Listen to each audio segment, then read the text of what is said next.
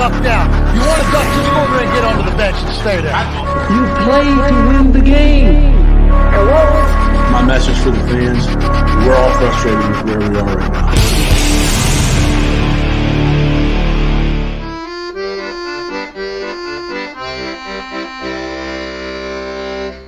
Jets, Jets. All right. Well, let me say this to you. I'm sorry. I forgot that I'm in a different time zone. And that's it. I'm going to tell you another thing, though.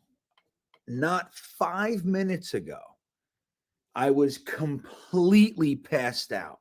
Completely. So good thing for Jeremy, number one, who said, hey, what the hell's going on? And Dom C for shaking me, going, hey, it's a different time zone. I'm like, who cares? He's like, no, you're supposed to be on. So, hey, things are weird these days. I don't know what's going on. But again, I thank Jets Chaos and I thank Dom C. And I thank all of you for your patience. Unless you're all pissed off and throwing stones, then, I don't need to thank you. But I think it's pretty good. We're going to be okay, I think. So, who's going to help me be okay? Our co-host. Let's bring him on. He's been patiently waiting. Like, what the hell's going on here? This is a slapdick organization I'm linking up with here. So let's bring on Mr. Gunny himself and see if he's mad at me. Hey, what are you doing, man? You good? I'm doing good. I was patiently waiting. I thought maybe I got the time wrong.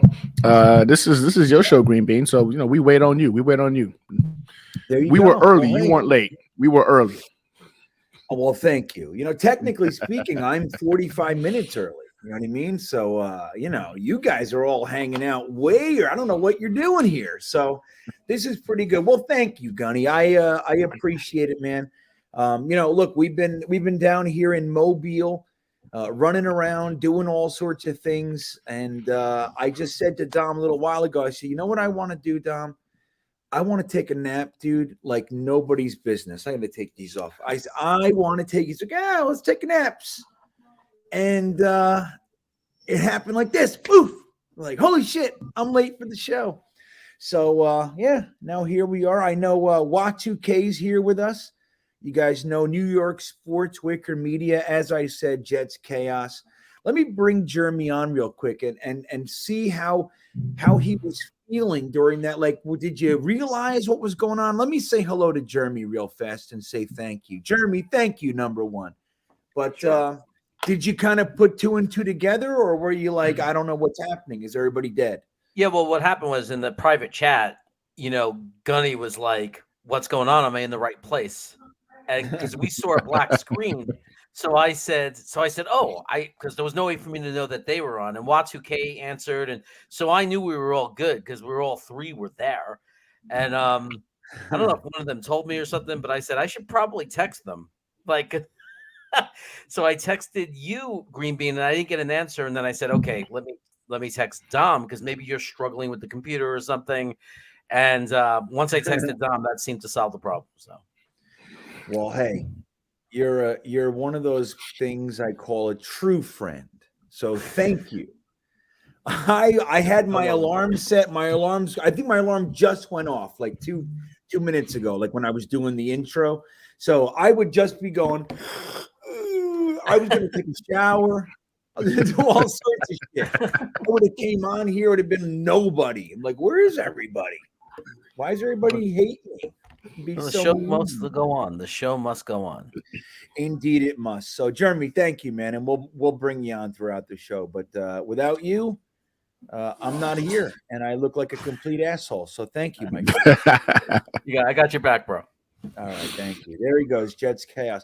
So, Gunny, man, have you been paying attention to any Senior Bowl stuff, or just kind of focusing on Jets news and all the Aaron Rodgers stuff and the Tom Brady stuff? Where's your head been?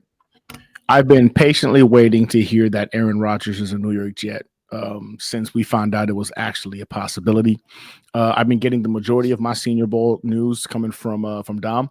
So I'm just waiting for you guys to put it all together and kind of give us a legit breakdown, first person view as what it really is, what it really looks like over there.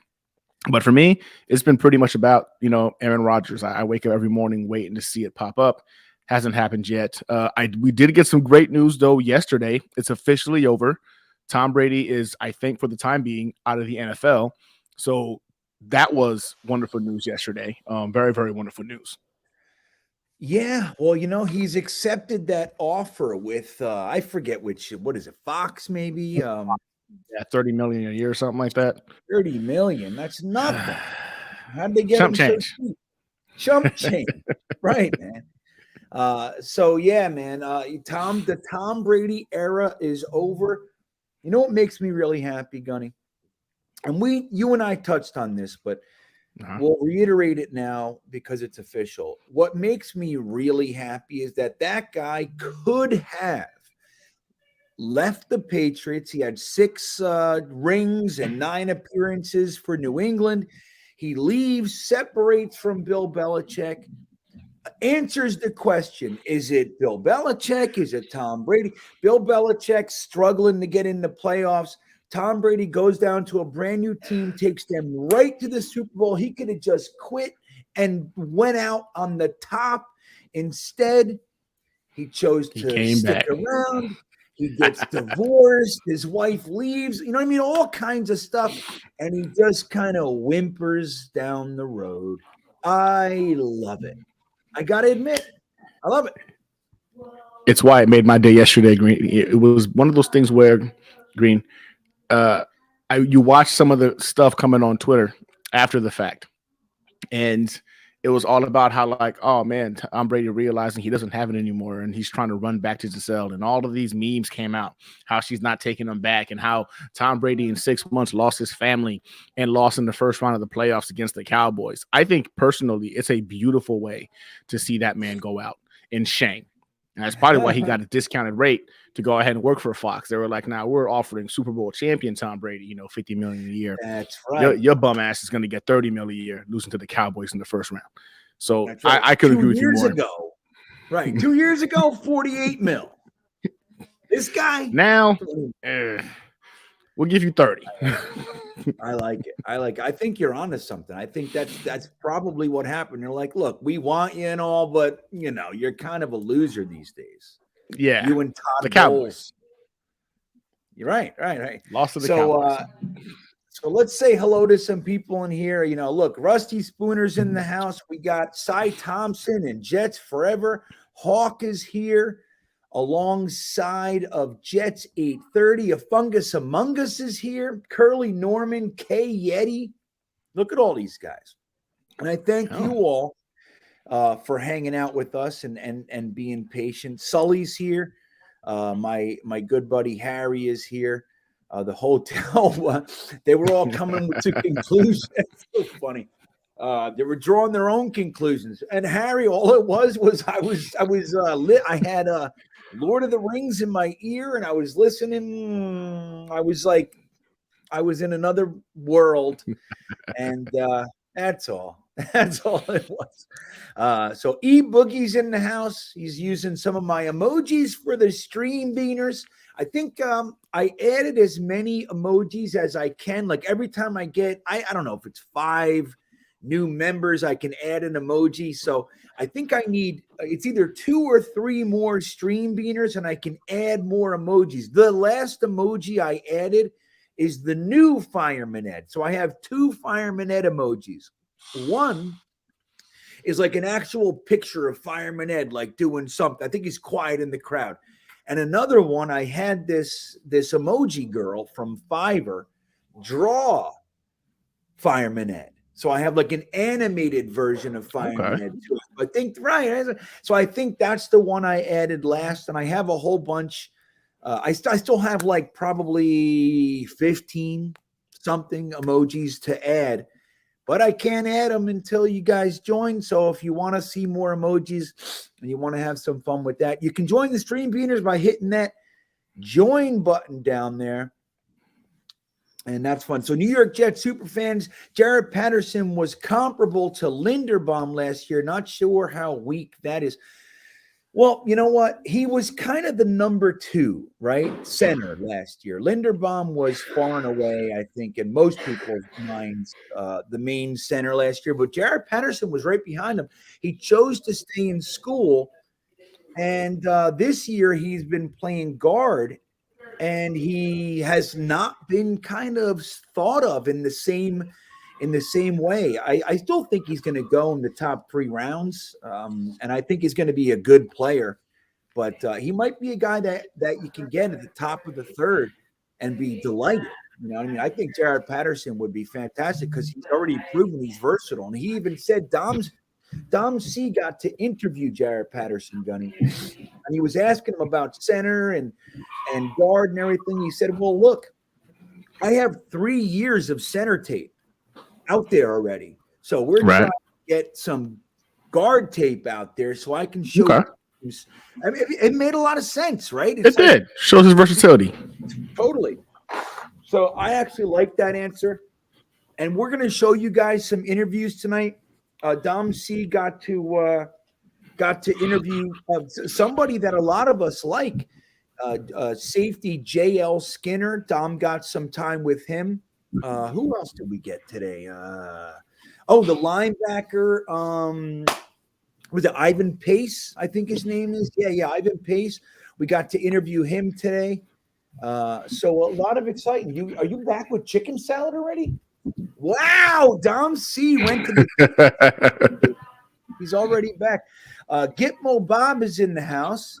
Good evening, Bob. And again, thanks for your patience. Harlan Abraham is here.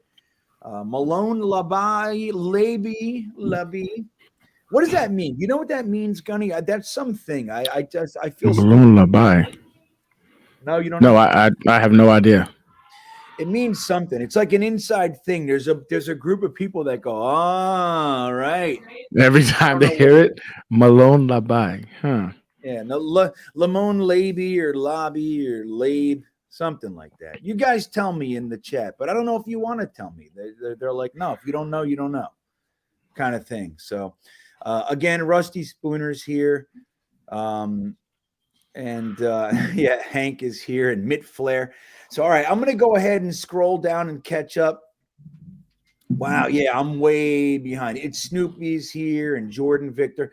So, all right, let's talk a little bit of Jets, all right? So, like we talked about, Tom Brady is out, and that's good news. Even though he's been out of our division for this is the 3rd straight year, it's still good news for us Jets fans.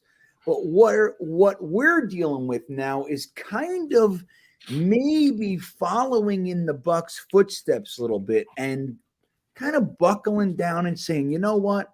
We have a decent team.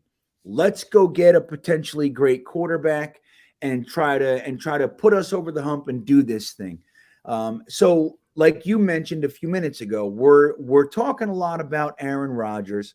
And there was some weird talk this week. Like last week, it was like, oh, the Jets are, I mean, they're getting closer every minute to trading for Aaron Rodgers.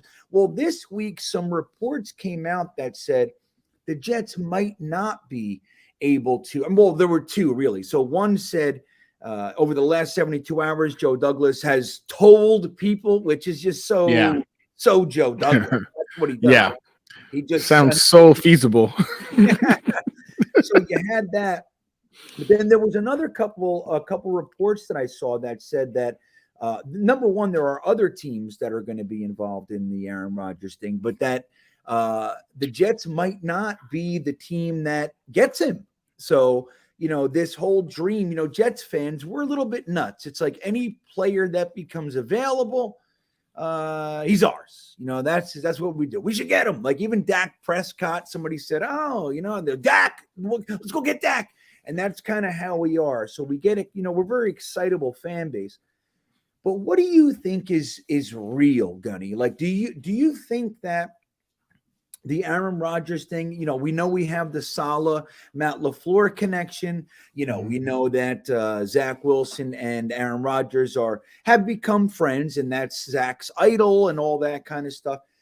Do you think it's realistic that the Jets will come away at the end of this offseason, whenever it happens, the first day of the league year or what have you, that the Jets are going to come away and Aaron Rodgers is going to be their quarterback? Or do you think this is just kind of, initial offseason excitement and it's all going to settle down and we're going to go get somebody like Jameis Winston or something like that? Like, where do you see it? I know. That's an extreme. But like, do you think the Aaron Rodgers thing is real, or is it just a bunch of fluff that's kind of keeping us going in the early going of the offseason here? Personally, I do believe the Tom Brady situation definitely throws another wrench, right? Another dynamic into this whole sweepstakes for Aaron Rodgers and, of course, Derek Carr being the top two guys who I think are most feasible in that tier one.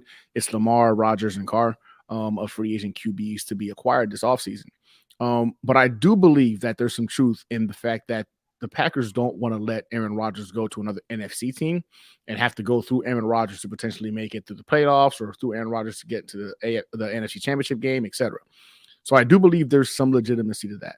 Now, again, if you had asked me a couple weeks back, I would have told you it's going to be Derek Carr. Derek Carr is the guy we're going to have in-house. I think he still is now slightly favored. Before I was thinking it was a long shot that we would get Aaron Rodgers. If you ask me today, I think it's 45% we get Aaron Rodgers. 45% we get Aaron Rodgers. And so Aaron Rodgers is not going to be in the Packers next year. I think that's a fact. You hearing it from the Packers organization that they are entertaining offers for him, that they would prefer to move on from Rodgers. Aaron Rodgers on the Pat McAfee show the other day pretty much stated he does not want to be in Green Bay as they're going through a rebuild. Right. And I think that's why when you look at some of the other teams that he would potentially agree to be traded to, and a lot of people are going to say, well, he doesn't have a no trade clause. He doesn't control where he goes. It's Aaron freaking Rodgers. Like, he can easily say, oh, yeah, well, I'm just going to retire. And the Packers get no kind of cap relief. They get no kind of assistance or benefit from him that's retiring. He's going to have some pull or some level of decision-making as to where he goes. And I think now the options are three teams. I do believe it's either the Raiders, I do believe it's either the Jets, or potentially even the 49ers. The reason why I like us the best is just how much love Aaron Rodgers has been given the Jets on the Pat McAfee show. Like, he's literally numerous times has stated, man, this team has come a long way. They're literally one, maybe two pieces away. As if he's trying to insinuate, like, look, I'm that piece, guys. I'm that piece you guys need to get over the top. And when you look at those rosters, I mean, the 49ers have an amazing, amazing roster. So obviously they're contenders. But in the AFC, I think the New York Jets have a offense right now that offers a lot more flexibility and potential to win over the Raiders. I don't think the Raiders really offer him the kind of level of competition that we would to get him over the top. That defense is going to be enticing, but the 49ers also have a really good defense. So for me, the 49ers right now potentially being in the fold, I really thought that Tom Brady would wind up going to the 49ers, which would have alleviated this concern. But with him officially retiring, that's the worry that I have, is that Aaron Rodgers winds up going to the 49ers. But I'm hopeful that they're going to stick to their decision-making and trade him to the AFC. If he comes to the AFC, he's coming to the Jets. If it's on the table, whether it's going to be NFC or AFC, I think the NFC offers a little bit more leverage than we do for the 49ers. You know, let me ask you this. That's a really interesting thought process, which I haven't even thought of yet, the 49ers. The 49ers were the team that Aaron Rodgers thought was going to draft him. Yep. And they took Alex Smith, which sent Aaron Rodgers sliding down the draft board. Which he basically has said numerous times, gave him a chip on his shoulder. He was going to make everybody pay for passing on him. And how dare you take Alex Smith over me? And now it's a long time ago. But do you think that he might think like, I'm not going to you? Or is that it's just too long ago? Who gives a shit? It's all under the bridge. Or do you think he'd be like, no, I'm not going to the Niners. I'm not going to, now they want me. I'm not going to go there and kind of help them be successful all these years later. Do you think any of that would apply? I think that's one reason why they're so compelling, is because of that he could go over there, potentially get them to a championship or a Super Bowl and be like, see, y'all should have picked me freaking years ago and we would have had several of these by now. Like, that to me is another way to look at it, to be like, hey, listen, look how easy I made it look by getting us to the Super Bowl and then winning one for you guys. We could have done this numerous times had y'all made the right pick, several years ago. So I think it gives him the opportunity to kind of like go one way or another, right? Maybe he still holds a grudge and would rather go against them than vice play for them. But on the other hand, with a team like that, I think he could potentially be the guy that could take them over the top into a Super Bowl. Imagine him saying to those guys like, man, y'all really messed up freaking, several years ago when y'all didn't pick me first. We could have had several of these by now. So I think that's why the 49ers right now got me a little bit shook once I realized Tom Brady was retiring. And there went my whole breakdown of the free agency quarterback mill. So they worry me a little bit. Very interesting. That's an interesting take, man. I don't know how I feel. Like, again, I didn't even think about the 49ers. And you think the 49ers, look, they have Jimmy G. They traded 3 firsts and a third for Trey Lance. Then they happen upon Mr. Irrelevant, Brock Purdy. They got more quarterbacks than they know what to do with. And here's little old us. We can't find anybody. No matter what we do, we cannot find a damn quarterback. So, get out of here, 49ers. Leave us alone, man. This is our guy. Whoever it is, they should stand back and let us have first pick. We haven't had a quarterback in God knows how long. Let us have 5 minutes of good quarterback play. I think we're due. I think we're due too, man. I think it's owed. The NFL owes us, man, especially if all this stuff that's coming out about the NFL being scripted is if there's any truth to it, they owe us, man. What is this? Facts. Crap? So Braden, our buddy from New Zealand, checking in, says, live from the Senior Bowl. How's your face, GreenBean? Well, I'm sure you can see it. I mean, it doesn't hurt or anything, but it's like I can't, this whole side of my face, my right side here is just, I don't want to use the word dead, but I can't control it. It doesn't do anything. It just doesn't do anything. Like when I talk, especially when I talk in this capacity, like, long strings, strung together sentences. It's like, it's a weird thing that happens. So I don't know, Braden. Again, I'm grateful. It wasn't a stroke. I'm happy. And, but I don't know. I really am looking forward to when it's over. Hopefully it is over at some point. I'd hate this to be the new normal, but I'm taking the steroid and all the crack and stuff that they told me to smoke in the hospital. They told me to do that. So I'm trying all that sort of stuff, see if that works. But yeah, I'm doing everything they said to do, man. And hopefully it passes. I see a few questions, or maybe not questions, but some questions and comments in the chat about Frankie. I want to just let everybody know. It wasn't like Frankie and I had a rift or a separation. Frankie had some new scheduling stuff that came up, and he just asked me, he said, look, I need to take an indefinite hiatus. I have a lot to address, and everything's good. It's just new stuff. So we love Frankie. There's no issue with Frankie over here. And from what I understand, all is well. Again, just new scheduling, everything changed, and he's got a lot, to pay attention to on that end. So that's all it is, guys. Other than that, though, I don't really know. I'm not really prying. Frankie's a little bit of a person, he's a little bit of a more private guy than me. Anyway, I'll tell you anything. Frankie's like, he's a little bit more reserved. So I leave it, I respect that. But, and I know everybody said, there was a couple in there that said like, no disrespect to Gunny, but just curious about Frankie. And I understand that, Gunny's great, but Frankie was great too. And Frankie's doing Frankie's the man. Yep. Yeah, and if we get him, look, if he's able to come hang out with us, we'll be sure to get him to hang out. I miss I miss seeing Frankie. What about this thing? Remember this? Frankie's Facts. Yeah, see? You know what? Come on. I made graphics for that guy, man. That shit, it seems simple. That takes me that took me 4 hours, Gunny. You know, I'm old man. Hey, it's all about the learning curve. It's about the learning curve. Exactly, dude. I'm an old man with no training. So all right. The Aaron Rodgers thing. Now, there was a comment in here. I saw it. Oh no, it's right here. Braden, he says his head says Carr, his heart says Rodgers. Now, again, I know we talked about this, but I'm going to throw it to you real quick again.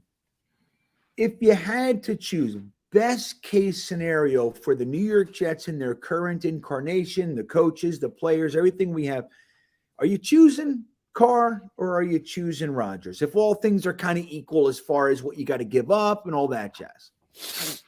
If all things are equal, what we give up, I think looking at the gauntlet that is the AFC, when you look at the Josh Allens, the Patrick Mahomes, the Joe Burrows, the Justin Herberts, right? These guys are on a whole different stratosphere. If we're going to make a trade right now to bring in a quarterback, I would rather get the guy that gives us a chance to go toe-to-toe with those guys than the guy who can get us to the playoffs, and then we're just hoping that we can go ahead and get some help and to win. And that guy's Aaron Rodgers. Aaron Rodgers, with a broken finger this year and no true number one wide receiver, still was the 7th ranked quarterback in the NFL. 7th ranked quarterback in the NFL. So you can sit there and dislike the fact that, oh, he's older, or he's going to cost us. He's 39 years old. And the quarterback position we've now know can play well into their mid-40s. I'm not saying he's going to be Tom Brady playing well at 43, 44. But if we can get Aaron Rodgers for the next 2 to 3 years playing at top 10 level, I do believe, with all things considered equal, he gives us the best chance to go ahead and legitimately see a Super Bowl with taking that kind of a gamble. I think Derek Carr offers a level of stability over the next 5 to 10 years. He's young, go 5 to 10 years. But if we're being honest, I think Aaron Rodgers is the guy that I would look at and say can go toe to toe with the gauntlet of AFC quarterbacks we got to go through. Well, it's funny that you bring the gauntlet up because there was quite a few tweets, and I know you're active on Twitter. After the championship game, or even during, there was a lot of tweets that were kind of insinuating, like, when you look at this game, this championship game, Joe Burrow versus Patrick Mahomes, you know, a lot of people were thinking like Derek Carr, he can't hang with these guys. Now, I disagree. You know, you look at the team around everybody, but there was a lot of concern about like needing, if you're going to really compete in today's AFC, you need somebody that can elevate the team and carry him if he needs to, past the Patrick Mahomeses and the Joe Burrows of the world. Yeah. Do you think Derek Carr could do that, man? First and foremost, let me go ahead and just get this out of the way. Yet, I saw a request to throw a yet out there. Probably another Marine that requested that, so I just wanted to get that out the way. Okay. Yeah, man. You do it right on, man. I'm in. Look, Derek Carr to me is somebody that I do believe can lead this Jets team to the playoffs. But somebody in the chat said it even better. We don't know how good this defense is going to remain this good. Looking at everything this season, the defense remained relatively healthy. Like, knock on wood, you can't guarantee that year in, year out, right? We don't know if there's a sophomore slump coming for one of our guys. You know what I'm saying? You hope it doesn't happen, but somebody that can potentially offset that if that's an issue, I think Aaron Rodgers could carry if they're not a top 5 defense, a top 10 defense into the playoffs and be competitive. We have players on the offensive side of the ball that were very, very, dare I say, explosive. Breece Hall, Garrett Wilson. We've got guys that we know with average quarterback play could literally take their game to a whole other level. And I was telling somebody this other day, like, literally, if we had gotten Derek Carr's numbers this season, we would have won the AFC East. Aaron Rodgers would have given us a run for the AFC. Like, it's just, if we're gonna if we're going to go ahead and do this and mortgage, potentially the next 3 to 4 years, why not mortgage it to go ahead and swing for the fences and pursue a Super Bowl? Derek Carr, I think, gets us to the playoffs. Aaron Rodgers, I think, makes us Super Bowl contenders. See, that's interesting. I mean, I get it, and you're not the only person I've heard say it exactly like that. Now, I don't know if I agree. I do agree with what you're saying about swinging for the fences and that Aaron Rodgers is a better quarterback. Aaron Rodgers is also 8-9 years older, and look, there are concerns. I've had a couple people say to me in the past week or two, yeah, as great as he is, he's got one ring. So is he a choker? Is he? And we look, and we don't know. Just factoring it all in, it's hard to exclude things like that. But I think Derek Carr is more than a good enough quarterback with a team that can support him, a solid offensive line, like you just said a minute ago. A really strong defense, top 5 defense, good offensive line. Really nice skill guys, whether that be the wide receivers, running backs, and the tight ends. Like, we have a lot of that going on, and we can of course add, but I think Derek Carr in that situation could absolutely get us to the Super Bowl. Now, it's hard to say because he never has, but Derek Carr's situations over there with the Raiders has not exactly been optimal. Now, Arbiv checking in. Thank you, Arbiv. He says that this is an interesting way to look at it. If Aaron Rodgers just wants to stay in the league and collect a check, why not lobby to go to a less stressful situation? The Titans, he has nothing to prove. Now, that depends. What if the Titans we don't want him?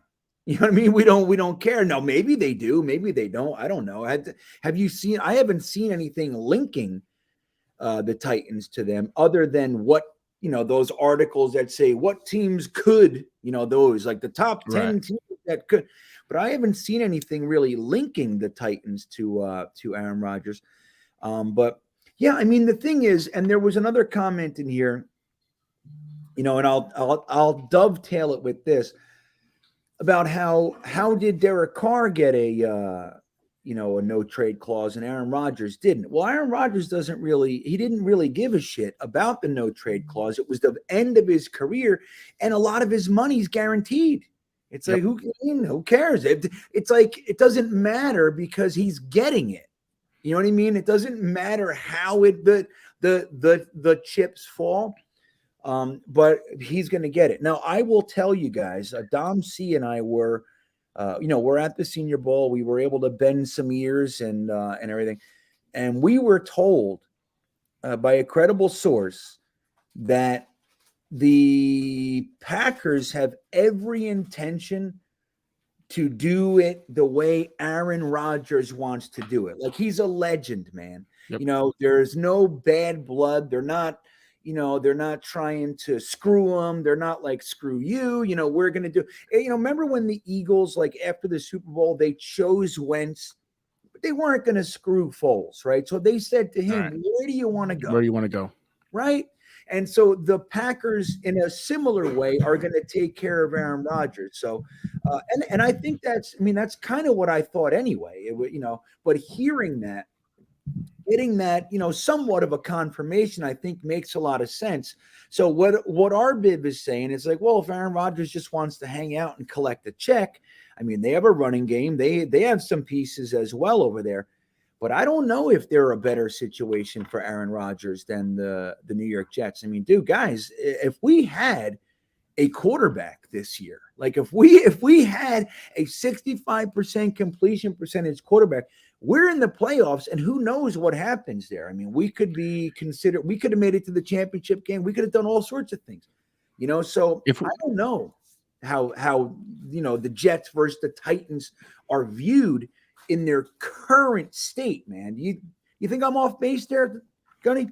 No, I think you're 100% on point. 100% on point. I don't think a lot of us Jets fans I know it derailed in the end, and it's frustrating, right? Like we all, I think the majority felt 7 to 9 wins was going to be what we were hoping for this season. But we moved the goalpost a little bit by the bye week when we had already won, six games. But people don't realize this. We could have had Jacoby Brissett's numbers at quarterback this season, and won the AFC East. Like, that's how close this team was to literally winning the AFC East. And to add further to that about Aaron Rodgers, you don't become one of the greatest to play the game ever because you want to relax and have it easy and be stress-free. You become one of the greatest to play the game ever because you understand that you're a competitor and you're an alpha male. I don't think Aaron Rodgers wants to go ahead and start, drifting into twilight and just relax, take a little vacation for the next couple of years.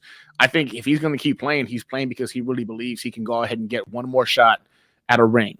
And that's the only reason he's going to want to play. That's a really great point. Arbiv, right? Getting back to your question real quick or comment, Gunny just kind of nailed it. Like, has Aaron Rodgers ever kind of given you the impression that he's just looking to collect a paycheck? You know what I mean? He's kind of he's one of those guys. He came into the league with a chip. He sat behind Brett Favre, and he's kind of been on a tear his whole entire career. He's looking to make people pay. Like, he wants to be among the greats, and he's achieved that. It doesn't really strike me as somebody like, I'd like to just collect that last 60 mil and in the easiest way possible, So yeah. That's a good point.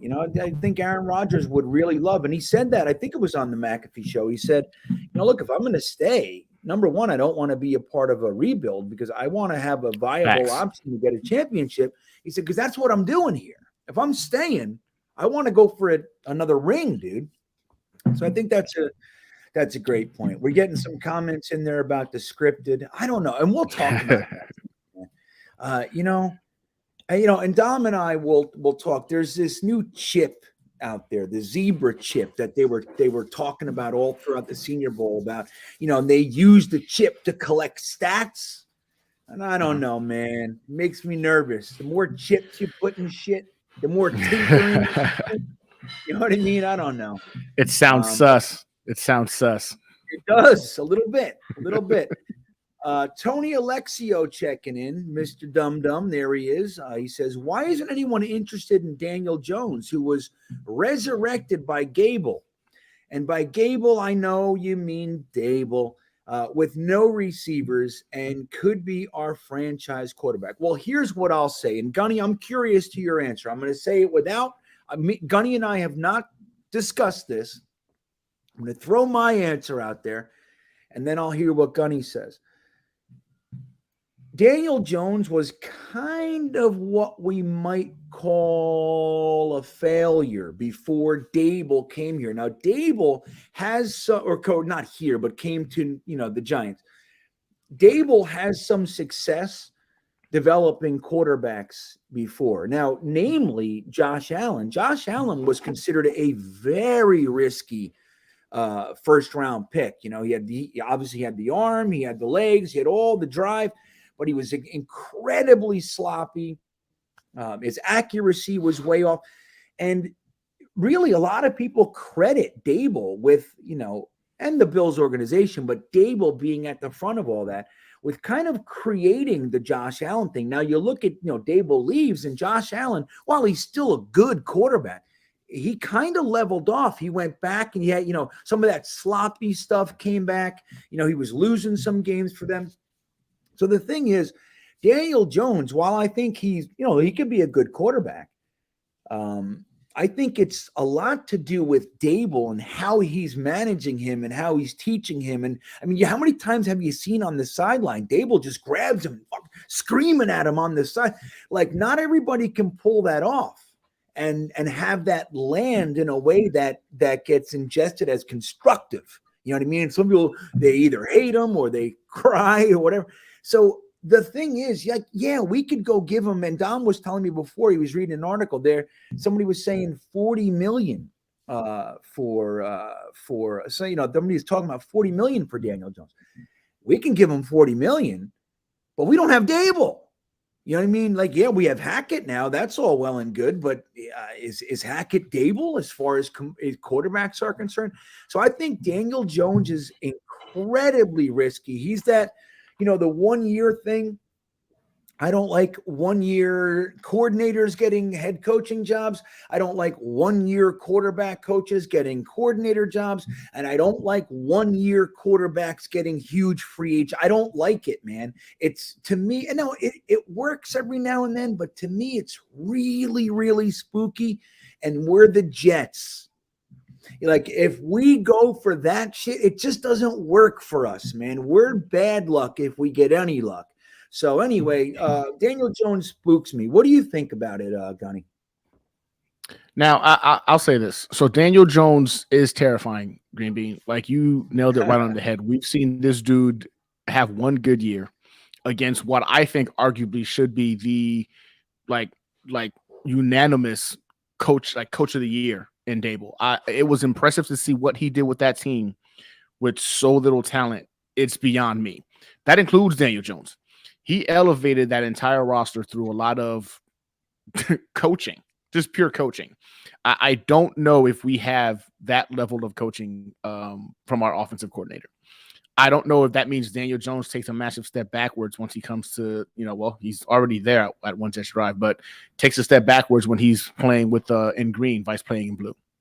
And I get it. Some people are going to say it's going to cost nothing. Okay, but I'm not paying this guy $30 million to $40 million a year to be our quarterback.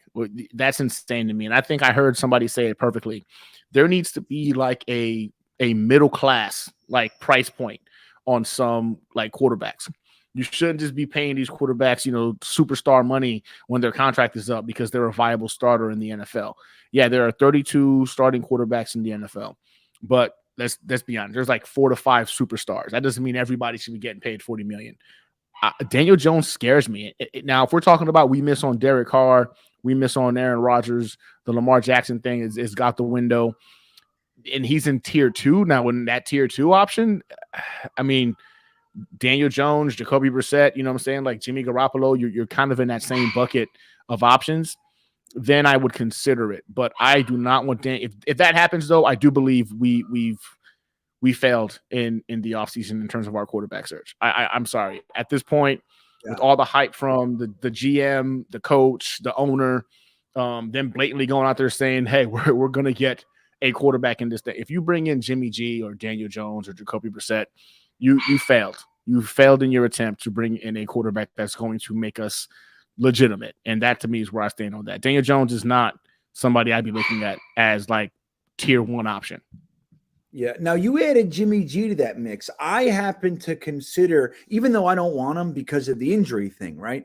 But I consider Jimmy G to be a part of that tier 1 when I view who the Jets might consider tier 1. Like, I think Jimmy G's up there.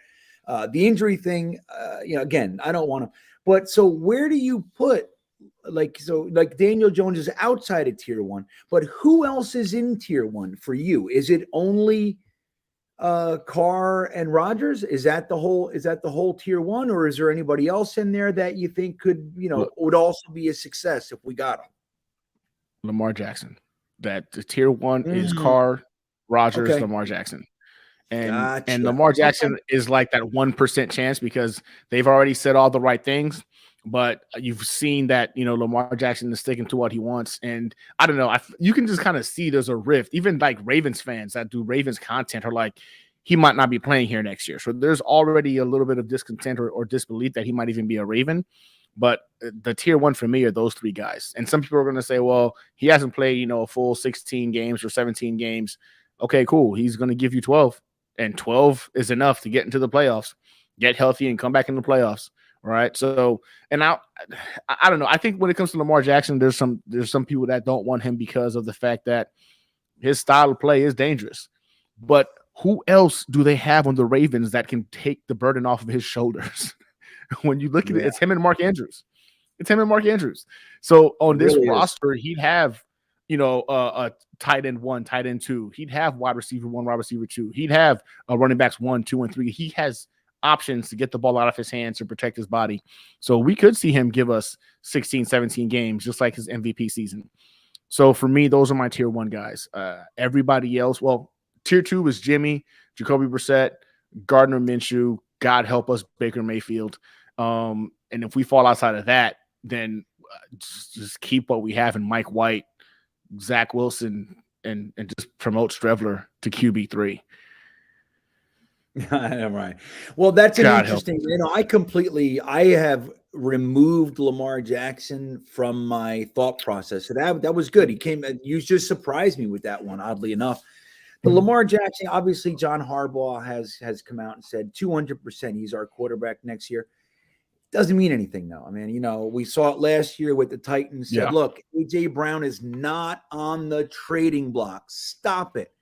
And he's an Eagle. So, there's stuff, you never know. But I do think that Lamar Jackson will be down there for the Ravens because, they're, as much as I think that they're aware of his decline and that injury thing that you just mentioned. I mean, 5 games the last 2 years, and he's still young. So if that's happening now, it could be an indicator that that's going to be a lot of what we get in the future from him.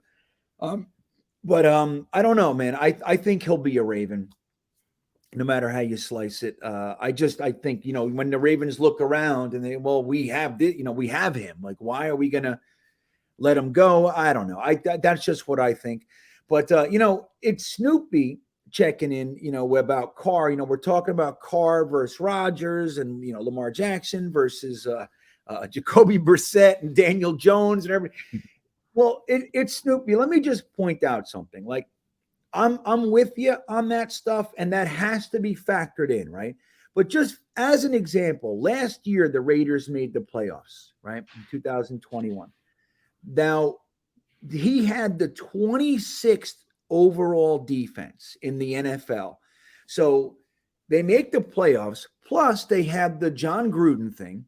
Right, so John Gruden in the middle of the season, whole bunch of trouble, gets fired. So he loses his head coach, and the offensive coordinator comes up, and he takes over the play calling duties and running the team and all that.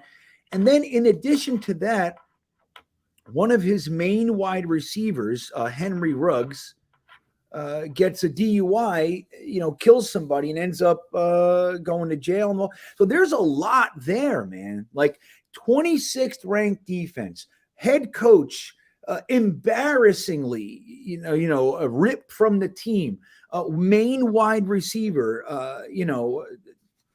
again, I mean, embarrassing is not really the word I'm looking for, but, as far as the team is concerned, devastating, like just suddenly just ripped out from the team. And he throws for 4,800 yards, gets him in the playoffs. And you have to think, like, it's not him. You know what I mean? He's doing more than his part. Like, football's the ultimate team sport, right? We hear that all the time. And I think it's accurate. It's not just a tagline, that you say. It's the truth. Like, Derek Carr can't stop the other team from scoring. He can't do those things. When somebody throws for 4,800 and it seems like almost wills the team into the playoffs, that's going to hit a wall at some point. The 26th ranked defense doesn't do too much. And that shit carried over to this year at Snoopy. Again, they had the Raiders were 3-5 this year in games that they led by 14 points or more.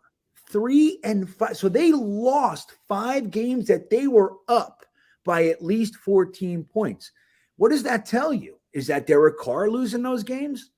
Or is it maybe something else? So again, I hear you, and you don't want to, leave those kinds of stats out, right? You want to bring it to the table, but what's the story behind it? What's really going on? And I think the thing with Derek Carr, a lot of people a lot of people do that. Forgive me, my P's are weak. A lot of people do that. They find that thing and they go, he's not good because of this. But when you look around, it's like he's the only thing sometimes that is positive over there. So again, those things don't hold that much sway over me. Just as one example last year, but when you look around to the cup, the few years that I think 3 years that he made, 2 or 3 years that they did make the playoffs, you look around the team and there's holes everywhere. Everywhere. You know what I mean? Yeah, it's tough. So anyway, again, not excluding your comment, Snoopy, but it doesn't have quite the impact on my end that maybe it does on yours.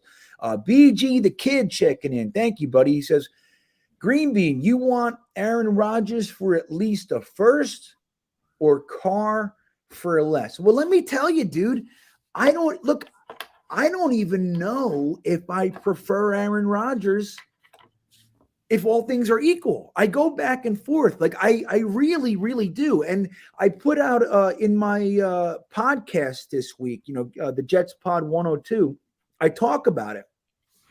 We're going to be able to really negotiate with Carr earlier than we are with Aaron Rodgers. And even though, let's say Aaron Rodgers is the main guy, that's their number one guy, and Carr is like 1B. And they're talking with the Raiders and everything's good. They have the deal in place. All you got to do is sign the dotted line. I'm of the thought, like, if that's the case, like a bird in the hand is worth two in the bush, man. And like, you might want to just take Carr and leave the Aaron Rodgers because it's guaranteed. Like anything can happen in a month. Aaron Rodgers can go, you know what, on second thought, I got this business deal. I'm going to open a surf shop. You never know. And you lose out on Carr for Aaron Rodgers. So I don't know. I think Aaron Rodgers for a first, which I do think it would cost a first and change. I think Carr is going to cost a little bit more than people think as well, because I think there's going to be more than a few teams in that mix. And I think Carr would be willing to go to a few of them. That's just my thoughts. So I think it might be a little bit more expensive than people think. But I'm going to tell you right now, I do think that Aaron Rodgers is probably the team's number one option because of Hackett, just all the stuff. There's lots of perfect. Yeah, things line up. Right? It just lines up, honey. But I think that they like Carr as well. And I think Hackett would work perfectly with Carr, quite frankly. And I think if you have him, he's ready to come. The compensation's great. It's less than a first, like all those things. I say just do it, man. Do you feel the same way, or would you rather just wait and see if the Aaron Rodgers things works out and go that way? Are you referring to Carr or to Rodgers? I'm saying, would you take, like, if what I'm saying happens? So like if the Carr thing is all wrapped up and you still have 3 weeks till you can really officially talk to Aaron Rodgers. Right. Even though you might have a handshake deal, would you just lock up Carr and be safe, or would you wait? I don't want to play the game. I would lock up Carr. I'm sorry. I don't think we can afford to play the what if game, because we don't know at the end of the day if somebody's not going to offer the freaking, the Packers 3 first for Aaron Rodgers and make that trade. Somebody in the chat said that, yeah, he can complain about it all he wants to, but money is still money. And I'm not saying you're 100% wrong. I do think it still matters a bit to Aaron Rodgers controlling where he goes, but I don't want to miss out on one of these tier 1 guys. And the Lamar Jackson thing being so far-fetched based off of, current events, it really comes down to Carr or Rodgers. And I'm okay with either or. I am. If you told me what would my dream situation be, it shifted from Carr to Rodgers relatively quickly. But Carr was the guy I said coming into the offseason was the most probable, and I was very happy about that direction. But if you're telling me we can secure Carr now or gamble on Aaron later, let's go with the guarantee. Let's go ahead and get Carr in the building now. And we miss out on Rodgers. Yeah, I'm with you, man. I really am. Now, look at this, Gunny. I just spent, what was that, about 4 or 5 minutes of beautiful, eloquent explanation and answer for it, Snoopy. And Snoopy comes back with, I don't care. I love, it's funny. It's a funny world we live in. He goes, yeah, GreenBean. I don't care. So I want to point out, Dylan Terraman's in the house, and Dylan with Jetnation Radio. You guys might remember I've had him on here a couple times, and we love Dylan. We got to spend some time with him here. He's at the Senior Bowl. Not now. He's leaving right now. That's why he's at the Atlanta airport. But we got to spend the last 2 days with Dylan. If you guys aren't following Dylan, man, he's young. Especially when standing next to me. He's a young man, but he's a really good stats guy. He had his notebook. He's writing stuff down. Like he's really a competent statistician. And I think you guys, if you're into that side of things, I think you'll enjoy Dylan. He's on Twitter, and again, they do Jetnation Radio once a week as well. And I think you guys will like him. But Dylan, man, look, I slept in Atlanta airport for 13 hours. No, I slept for 3, but I laid on the damn floor and shit for 13 hours or 12 hours or whatever it was. So hopefully that doesn't happen to you, my friend. I'm hoping your plane is on time and you get the hell out of here. Because at Atlanta airport, dude, there was all sorts of planes were delayed or canceled and everything. I was sleeping with 50 other people. So hopefully that doesn't happen to you. But there he is. That's Dylan Terraman from Jetnation Radio. Okay, what else we got here? Yeah, you got the playoff thing with Derek Carr. You got to look at more, man. You got to look at more. You got to make sure you're including all the stuff. What is this? There we go. Okay, that's what that is. Much better. Glare. Yeah. Well, we had a light that was like right over it. I'm like, what is that? I couldn't figure out what it was, and I realized the light was right here. So, anywho, Chris KV checking in. Thank you, Chris. He says, I know A-Rod has the talent, but I don't know, man. I like Carr's energy. I just feel like he has more to prove and a stronger desire and passion to show his worth. Well, look, the comments that Snoopy is making right now in this very chat could fold into this really nicely. It's like Carr, as good as he's been, 4,200 yards, 35 touchdowns, 4,800 yards. No matter what he's done, he hasn't been able to get, far into the playoffs and into the Super Bowl. He could absolutely be driven in a way that maybe Aaron Rodgers isn't. I mean, again, I don't think Aaron Rodgers has ever been accused of being like, aloof, lackadaisical. But the whole Carr thing, he might have a point here. What do you think of that? You think Carr, his energy and his desire to kind of make a career out of this thing? I mean, he's performing fine, but do you think that would carry, and maybe even improve and go up a tick if he knew that the team around him was actually going to, be able to, meet him where he is? I agree 1,000% with Chris on this. I do believe that this is going to sound like I'm just backpedaling, but I think Carr matches best with what we have in the locker room right now.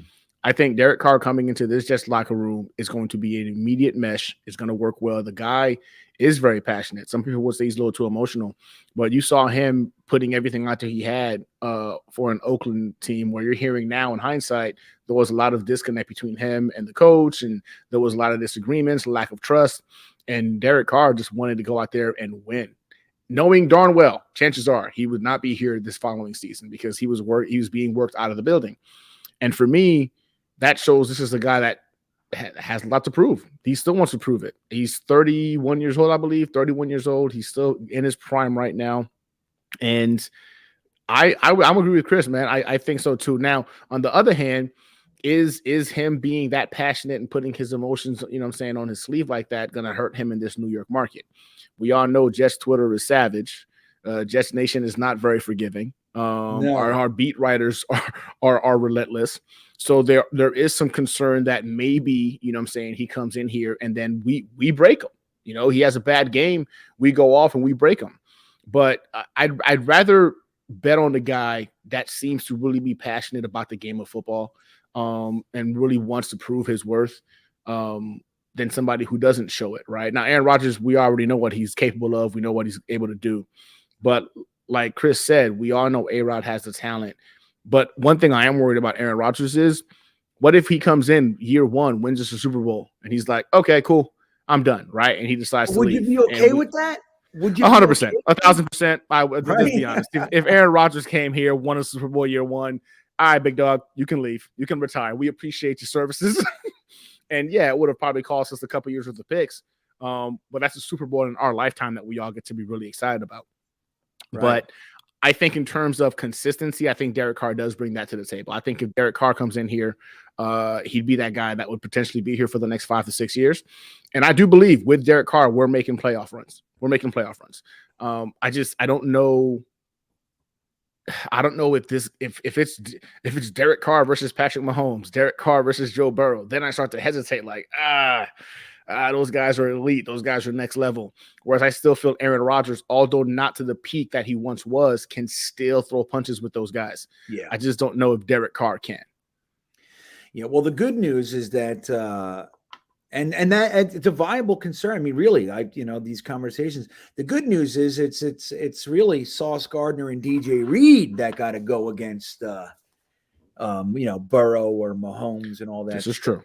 Very true. So, we just need a quarterback that could utilize the players that we have. And what did they say? Who was it? Was it Joe Douglas recently said the best? Maybe it was Robert Saleh or somebody. I think it was Saleh. He said the best way to compete in today's NFL with these offenses is to keep them off the damn field.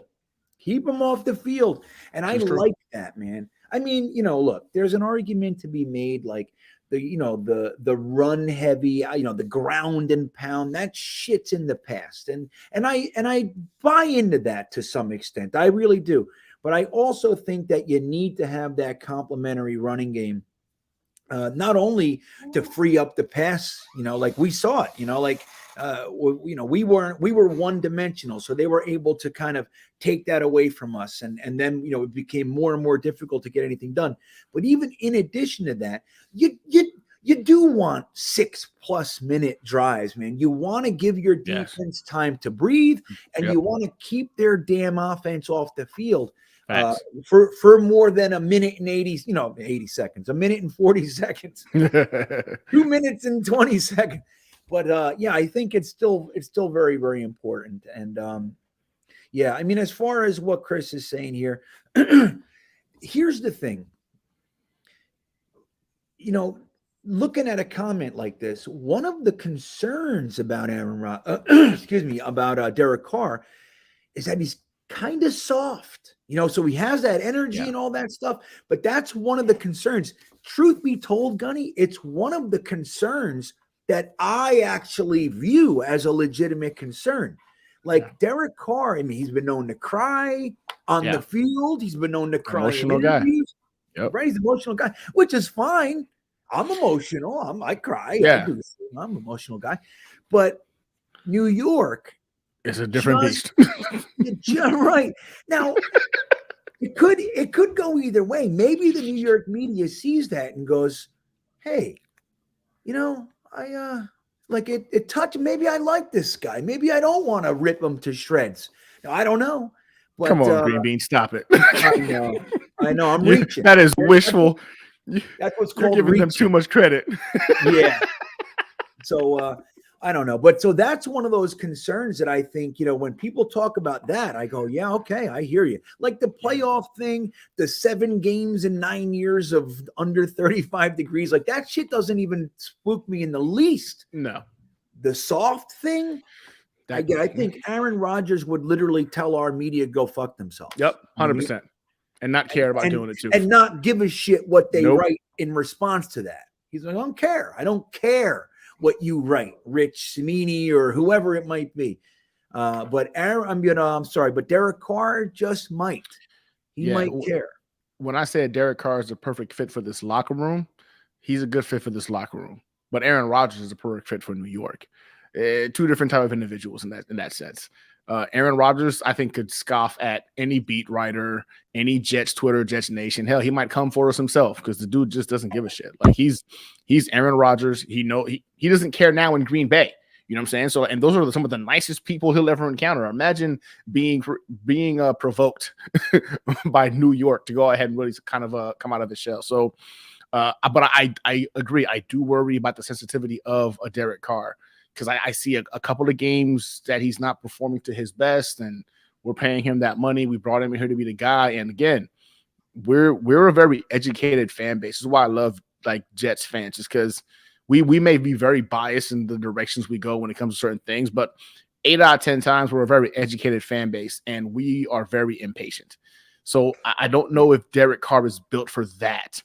To have a bunch of high IQ football observers start attacking and just poking at everything he may do wrong. And that does worry me too, GreenBean. It really does. I don't know if that sensitivity is going to be a good thing when it comes to this market. And that's probably the one thing. Like, yeah, I heard the same thing about him not performing well in the cold and the zero playoff. Look, that stuff that's team football we're talking about. The stuff that he has to handle himself is being able to stay on track and not let, the outside noise, i.e. the New York media, the fan base, get to him mentally and throw off his game. That, again, worries me about Derek Carr. Yeah, because there's blood. Look, they've shown us numerous times they don't so much give a shit about if they're destroying a young man's life. There's blood in the water. They feast. And that's just kind of what they do. Now, Jets Forever brings up a really good point. I think this is valid. Zach should get a 15-year, $1 billion contract. I think you're on something. Now, has anybody ever seen Jets Forever? Like, and we got a face I'm sure to the someone has, not us. Man.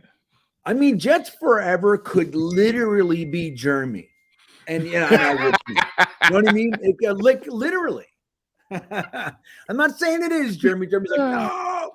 But I mean, no, I don't know. I think what was it? Jake Asman, I think, offered him $5,000 to come onto the show. Yeah. And he said no.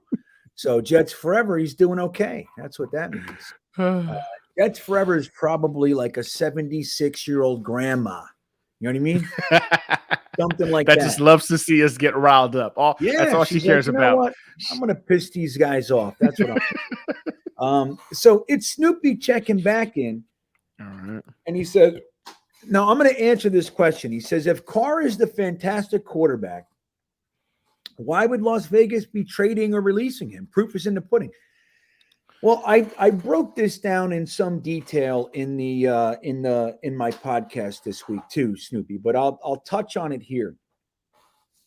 Josh McDaniels did the exact same thing when he went to Denver.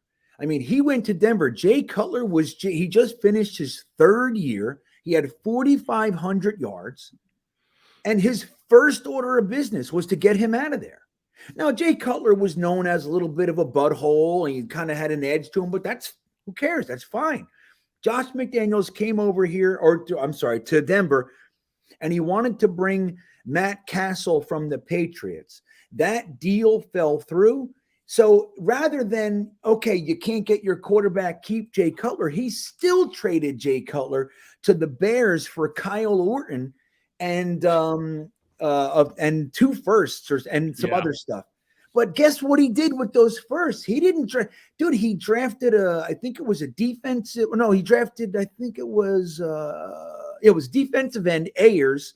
And then the next year, you know who we drafted, Gunny? Fucking Tebow. Oh, good old Timmy. So that's the guy we're talking about here, man. Like, that's the guy that we're talking about. Now, again, I'm not trying to paint Jay Cutler as some perfect guy or what. You mean he struggled? I mean, he had some good years over there in Chicago, but he never amounted to his potential. At the same time, you're coming over to an organization. You got Jay Cutler and Brandon Marshall, and you build around that, dude. Like, again, he had 4,500 yards. Yeah, I forget the touchdowns, but it was like 2-1 touchdowns. And the first thing he wants to do is get rid of this guy. So it's the same thing. Josh McDaniels, he's got that Bill Belichick thing, like, I'm going to do it my way or the high. And you'd think that maybe he could learn. It doesn't look like he did, because this is almost a carbon copy of what he did. And let's not forget, too, just for a little bit of more personal context on this man, he accepted the head coaching job for the Indianapolis Colts. And then I don't remember how long, week later, whatever, and then he just reneged. He said, you know what, on second thought, I don't want it. And they lost out on other head coaching candidates. And that's how Frank Reich got the job. So let's not forget that shit. Like, that's the guy we're talking about here. So logic, I don't know if that prevails necessarily. I don't know if that's, you want to be hanging our hat on, like, well, if they want to get rid of him, then obviously it means this. I don't think it's so easy to say. Mike B, hi ho, Jets fan. Thank you for the super chat. He says, Aaron Rodgers could come here and go for 2 rings. Now that's a way to go out, make his mark, and truly become a legend. Go Jets. Gunny, I forget who said it. It might have even been you. But somebody said, if Aaron Rodgers came to the New York Jets and won a Super Bowl, it would all but erase everything he's done in Green Bay. It'd be like that was all pushed aside. Like, now this is the thing that he did. And I think it would be almost that big of a deal. Like, if he came here, like Mike is saying, and let's say we get Aaron Rodgers for 2 years, and he somehow gets us to 2 consecutive championships, he would be the legend of legends, particularly here. But I think in New York, I mean, the whole NFL knows our struggles. You know what I mean? Everybody knows. Do you agree? Do you think if Aaron Rodgers came here and won 2 rings, it's like, even more than what he is now, legendary status? If Aaron Rodgers comes to New York and wins 2 Super Bowls as a New York Jet, people will start to refer to him as, hey, remember that New York Jet quarterback that used to play at Green Bay? That's how he will be remembered. Exactly. He will be remembered as that New York Jet quarterback that used to play in Green Bay, because that will literally GOAT. I'm sorry, that's instant GOAT status. That puts you on a lot of people's Mount Rushmores of greatest quarterbacks to do it, because you're talking about a franchise that gets shitted on, right? We're the easiest target for so many media. Remember, they don't even do research on us anymore. They don't do research. Like, you see a lot of them regurgitate stuff that happened from like 2-3 years ago, because they're like, oh, it's the Jets, right? We can say whatever happened 2 years ago is going to be relevant right now. If Aaron Rodgers comes and flips the script and takes away that easy hit that they tend to do when they're doing their freaking predictions every single season, and takes us to back-to-back Super Bowls, he will be placed on the Mount Rushmore of the majority of analysts, the fans, not just Jets fans, but other fan bases alike, that he would be that guy. We're the Jets. 12 years, no playoff run. We haven't won a Super Bowl since 69. Like, he would literally be one of those quarterbacks placed on the Mount Rushmore. And again, he becomes known as that Jets quarterback that won the Super Bowl. He used to play for Green Bay, Aaron Rodgers. That's how he'll be referred to moving forward. That used to play. I know it's funny because now, look, you don't want to remove and everything. And he played there a long time, and he won a Super Bowl and numerous championship games and all that stuff. But I do think you're right. Like, he would be that Jet, that legendary Jet that played for Green Bay as well. And I mean, dude, this is the biggest thing. Dude, whoever it is that comes here and gets us to the damn Super Bowl and we win it is forever. Like, we might as well carve their fucking likeness in stone. You know what I mean? Because we're never going to. It's a legend. It's the truth. Okay, so I hear Jeremy is telling me that Ryan is in the chat. Now, I don't see it because I got to bring this up here. But Ryan from Jets Talk 24/7 is in the chat. So let's say hello. Hi, Ryan. Hey, what's up, Ryan? How you doing, man? Yeah. It's good to see you, buddy, even though I, technically speaking, don't. But somebody did, and I know. So I hope you're doing well tonight, my good friend. So we got a whole bunch of fun people in the chat. This is great. Cy Thompson checking in. Thank you for the super chat, man. He says, Rodgers, Carr, Jimmy G, this is a first JD move. We don't know how close he is keeping his cards. He is in the mix right around you, GreenBean. Get your intel on the room. And you're yeah. Well, you know what's funny? That you say that.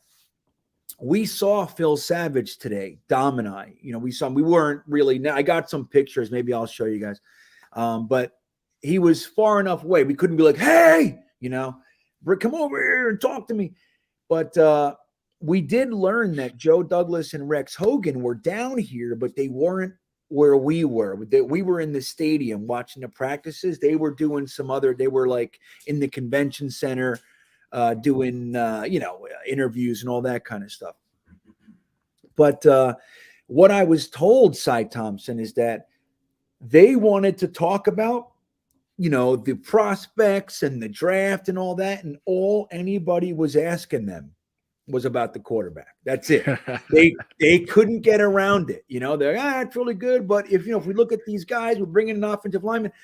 All right, so what does that mean? Derek Carr? What does that mean? Aaron Rodgers? Like it's all anybody wanted to talk about. So we were told that that happened. But let me tell you, Cy Thompson, if I saw Joe Douglas, like, because there's lots of guys just walking around, man. It's very loose here. It's not so much. I mean, we're they're on the field. The first day we were on the field, but then we're kind of in the stands, but we're right there. It's real loose, even though we're not allowed on the field. But we can talk to anybody that we want. But if I saw Joe Douglas, I would absolutely 100%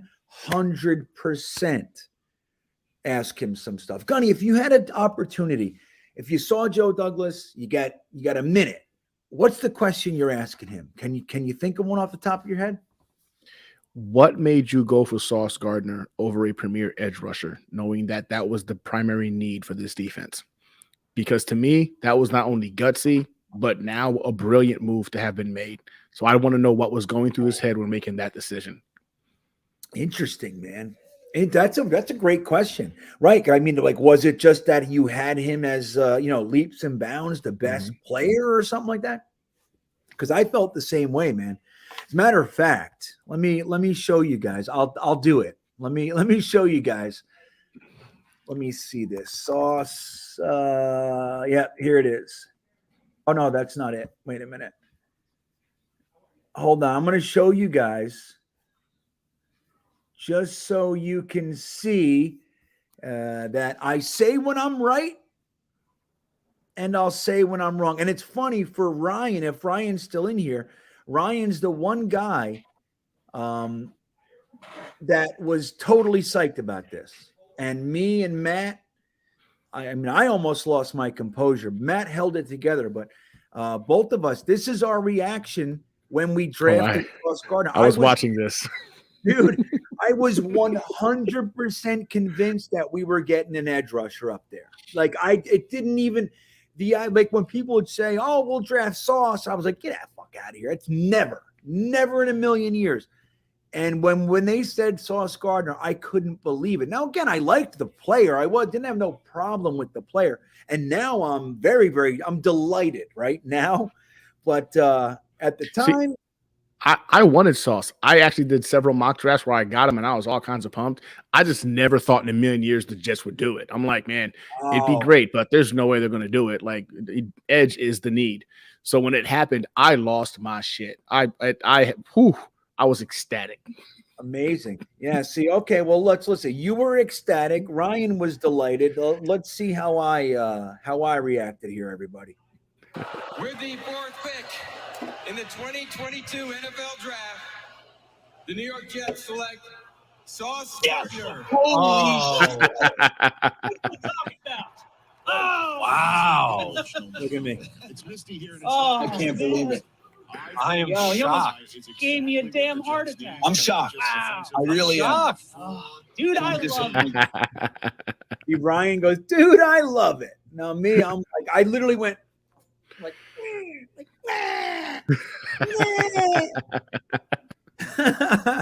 oh, it's so funny. And let me tell you this, dude. It's Gunny, when as much as I liked Garrett Wilson, I mean, I went round and round pre-draft that we don't need to use 10 on a wide receiver. On a wide receiver. Same here. Right? Same here. No, I loved Garrett Wilson, loved him. And my whole thing was, if we took one, I would want it to be Garrett Wilson, but I don't think we need to. Like, there's going to be a second-round wide receivers where we are that are going to be awesome. Same and page. the guy I wanted, George Pickens, was there. That would have been the guy. But I like Watson and Pickens for the draft. That's who I kept going back and forth in the second round. Oh, Watson from he's up in Green Bay now. Green Bay now. Yeah, what school was he again? Is it not Iowa? I can see his uniform. It's green and yellow. Yellow. Yeah, right. Man. Anyway, that's okay. But when the Jets took a cornerback and then a wide receiver, as much as I liked the player, I could not believe that we were doing it yet again. It was a strong edge class. There were numerous edge rushers there, and we found another reason to pass on an. I just couldn't believe it. I was salty.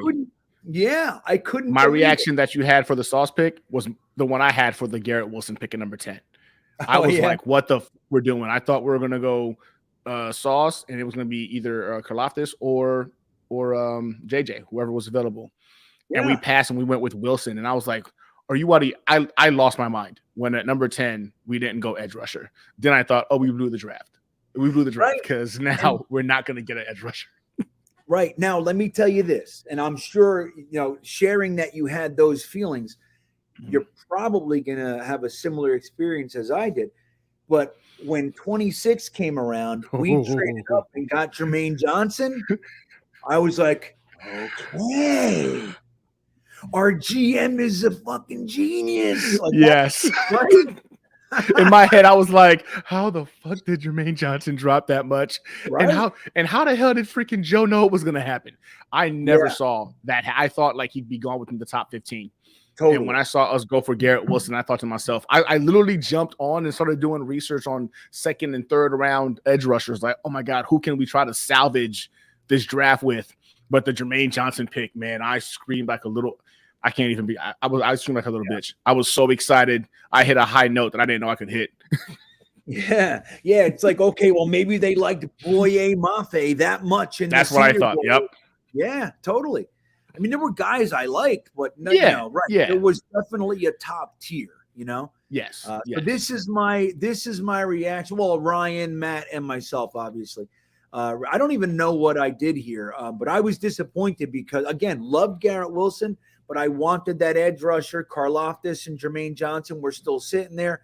So I imagine I'm not too happy. But this is our reaction to the Garrett Wilson pick. Let's see how we do here there, Gunny. With the 10th pick in the 2022 NFL Draft, the New York Jets select Garrett Wilson. Ooh. Let's go. Wow, okay. Let's go. All right, good. I'm all right. Receiver. Because I like see, that was all positive compared to what I did. I thought we had blew the draft. I was pissed.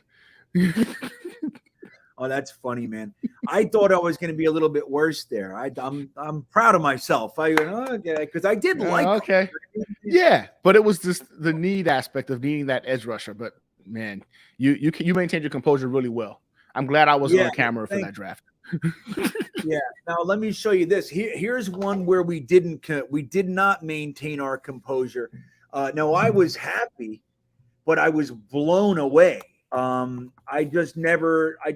Especially when we traded up in the second round, once we traded up, like it's one thing to use your second round pick on a running back. Mm-hmm. When we traded up, I was like, oh, okay, this is definitely a linebacker. Like that's definite. I was 100% convinced. Now in this clip, we actually have Boy Green with us too. I did not maintain my composure on this one. It's not necessarily bad, but I could not believe it. So here, let's do this one, and we'll see how we do here. With the 36th pick in the 2022 NFL Draft, the New York Jets select Breece Hall, running back. No way! Oh, man. God. Wow.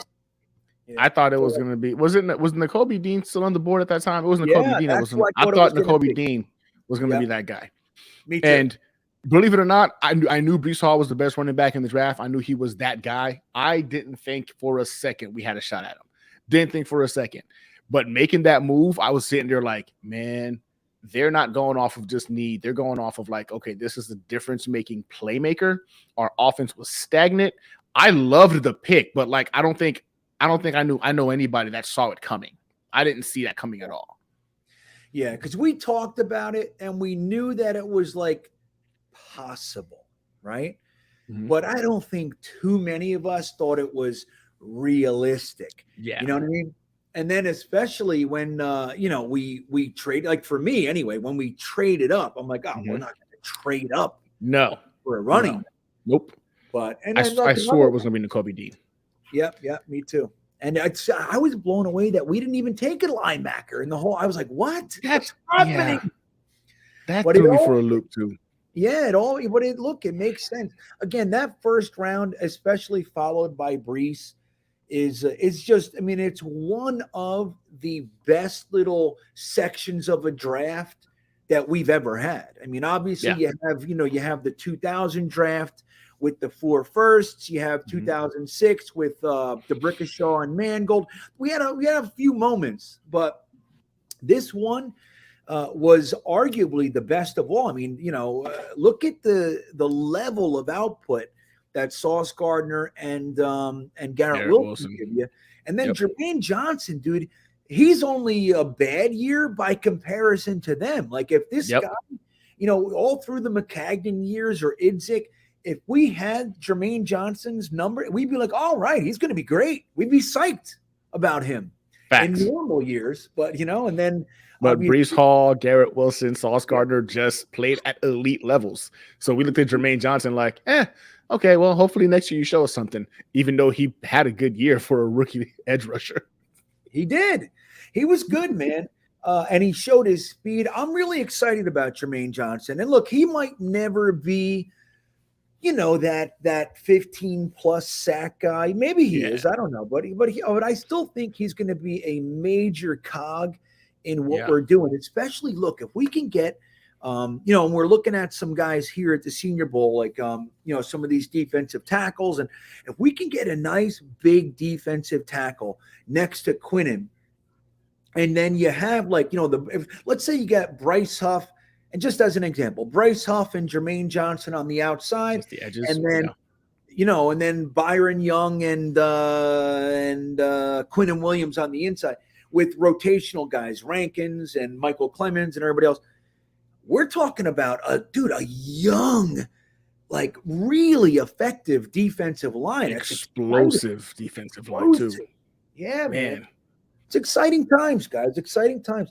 Jets Cub fan 29 checking in, Gunny. He says, I agree with Gunny. Sign Carr and don't mess around. LaFleur could be pissed with what happened to his brother and pull a fast one. Jets Cub, now I'm going to say I have a sneaking suspicion that you listened to my podcast because that's exactly what I said. I said, I can't shake it. No, I know it's probably unlikely, but I can't shake it, man. I'm a cynical, weird, sneaky. Like I always think the worst kind of guy. I work very hard to be positive. My thing is like maybe Matt LaFleur would like to stick it in our, you know what I mean? I don't know. And you can't bet the farm on that. Even though Saleh and LaFleur are really good friends, I'm still nervous that there's a little bit of this shit left over from the firing of Mike LaFleur, even though he landed on his feet with McVay and all that. Yeah, I mean, do you think that's possible? That part of the comment, do you think it could be a part of the equation that Matt LaFleur would intentionally maybe stick it in our ass for what we did to his younger brother? I mean, I would think that he would appreciate how the team handled it. Like, let's be honest. Like, he was fired. We all know LaFleur was fired. But the way they stated it was a mutual parting for him to pursue other opportunity, I think goes a long way to show that the organization not only cared about him, but cared about his ability to get another job. And as bad as his brother performed, I would think LaFleur would look at them and be like, hey, thanks. He was trash. I get it. And I appreciate you looking out for him. So now I owe you guys one. But like you said, in the same token, he could just be like, man, he had no quarterback and y'all fired him. This is because we all know he got fired. So I don't know, man. I think it can go either way, GreenBean. I think it can go either way. But that would suck, though. I mean, that would really suck. But I'm going to go with no. I'm going to go with no because I think that the organization, even though we all know he got fired, painted it in such a light that it made, LaFleur look like, it was him making a decision to step down to pursue another opportunity somewhere else. So I think that might get some favor with LaFleur. Yeah, until his younger brother goes, they were mean to me, Matt. They fired me. I begged them. It wasn't my fault. It was Zach. Also very possible. Also very possible. Also very, very possible. Now, look, I want to tell you guys too. We know we were talking about Aaron Rodgers. I asked Y2K to dig up which years were Aaron Rodgers' best. Like, what was his best year? Now, I want you guys to listen to this. In 2011, listen to this. He's 14-1, 68.3 completion percentage. He has 45 touchdowns, Gunny, with 6 interceptions. We haven't even had a quarterback that had more touchdowns than interceptions. We had Ryan Fitzpatrick, and I think McCown had 1 year as well. But generally speaking, Sam and Zach, dude, we have more picks than touchdowns every year. So he has 122.5 quarterback rating and an MVP. But that's way back in 2011. Right. Let's bring it up a little bit to 2020. I think that's what he says. 2020. He has a 70.7 completion percentage. That's 48. insane. Dude, 48. That's insane. It's insane, dude. We've never seen anything like that in my entire life. So he has 48 touchdowns with 5 interceptions, dude. 5. 121.5 rating, MVP again, and he had 4,643 yards in 2011. So I'm sorry, and then 4,299 in 2020. So look at those years, dude. I mean, and 2020, I'm going to share with everybody, is not that long ago. You know what I mean? That's not that long ago, guys. Just that's a whip. And I think Nathaniel Hackett was with him. That's a fact. See that? There's a lot to be said about this Nathaniel Hackett fella and Aaron Rodgers being together, man. So, look, I want to show you guys a couple things from the Senior Bowl, if I may. Let's see who's here. I want to say, Tigo's in the house. What's up, Tigo? Good to see you. I want to show you guys a couple things from the Senior Bowl. Let me pick these things up here. I gotta find them. So bear with me just a brief moment, Gunny. Have you been paying attention to the Senior Bowl at all? No, I have not. I've been seeing it through the eyes of Dom on Twitter. Gotcha. Hey, pretty good eyes though. Dom's that's very good eyes. Yeah, we're right there, man. We're right in that shit. Now let me see. Let me see this. Let me do it this way. Okay, imports. All right, I'll show you guys. I'm going to show you guys an interview now. My beanbaggers already saw this. And I think we were on Jets Chaos last night. I showed you guys a couple of these as well. But I want to show all of you in here.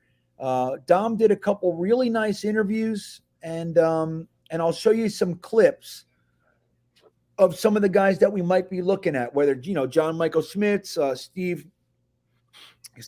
Avila. We can take a look at him as well. So let me open this up for you. I'll share the screen real quick.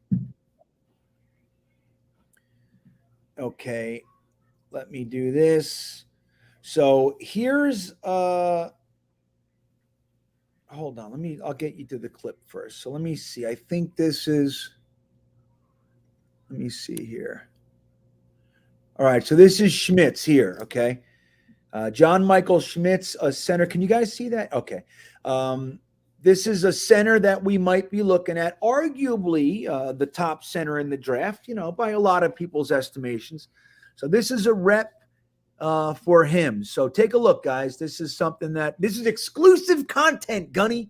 Exclusive. Like this. Nobody else has this clip. Never before seen. That's until right. now. That's right. Let me turn the sound off. Here we go. Look at that. Damn. Okay. See that? Not bad. Telling that guy, you're going to eat dirt. There you go. I can't quite tell. I'm not as proficient this year with knowing everybody at this point yet. Like, I know.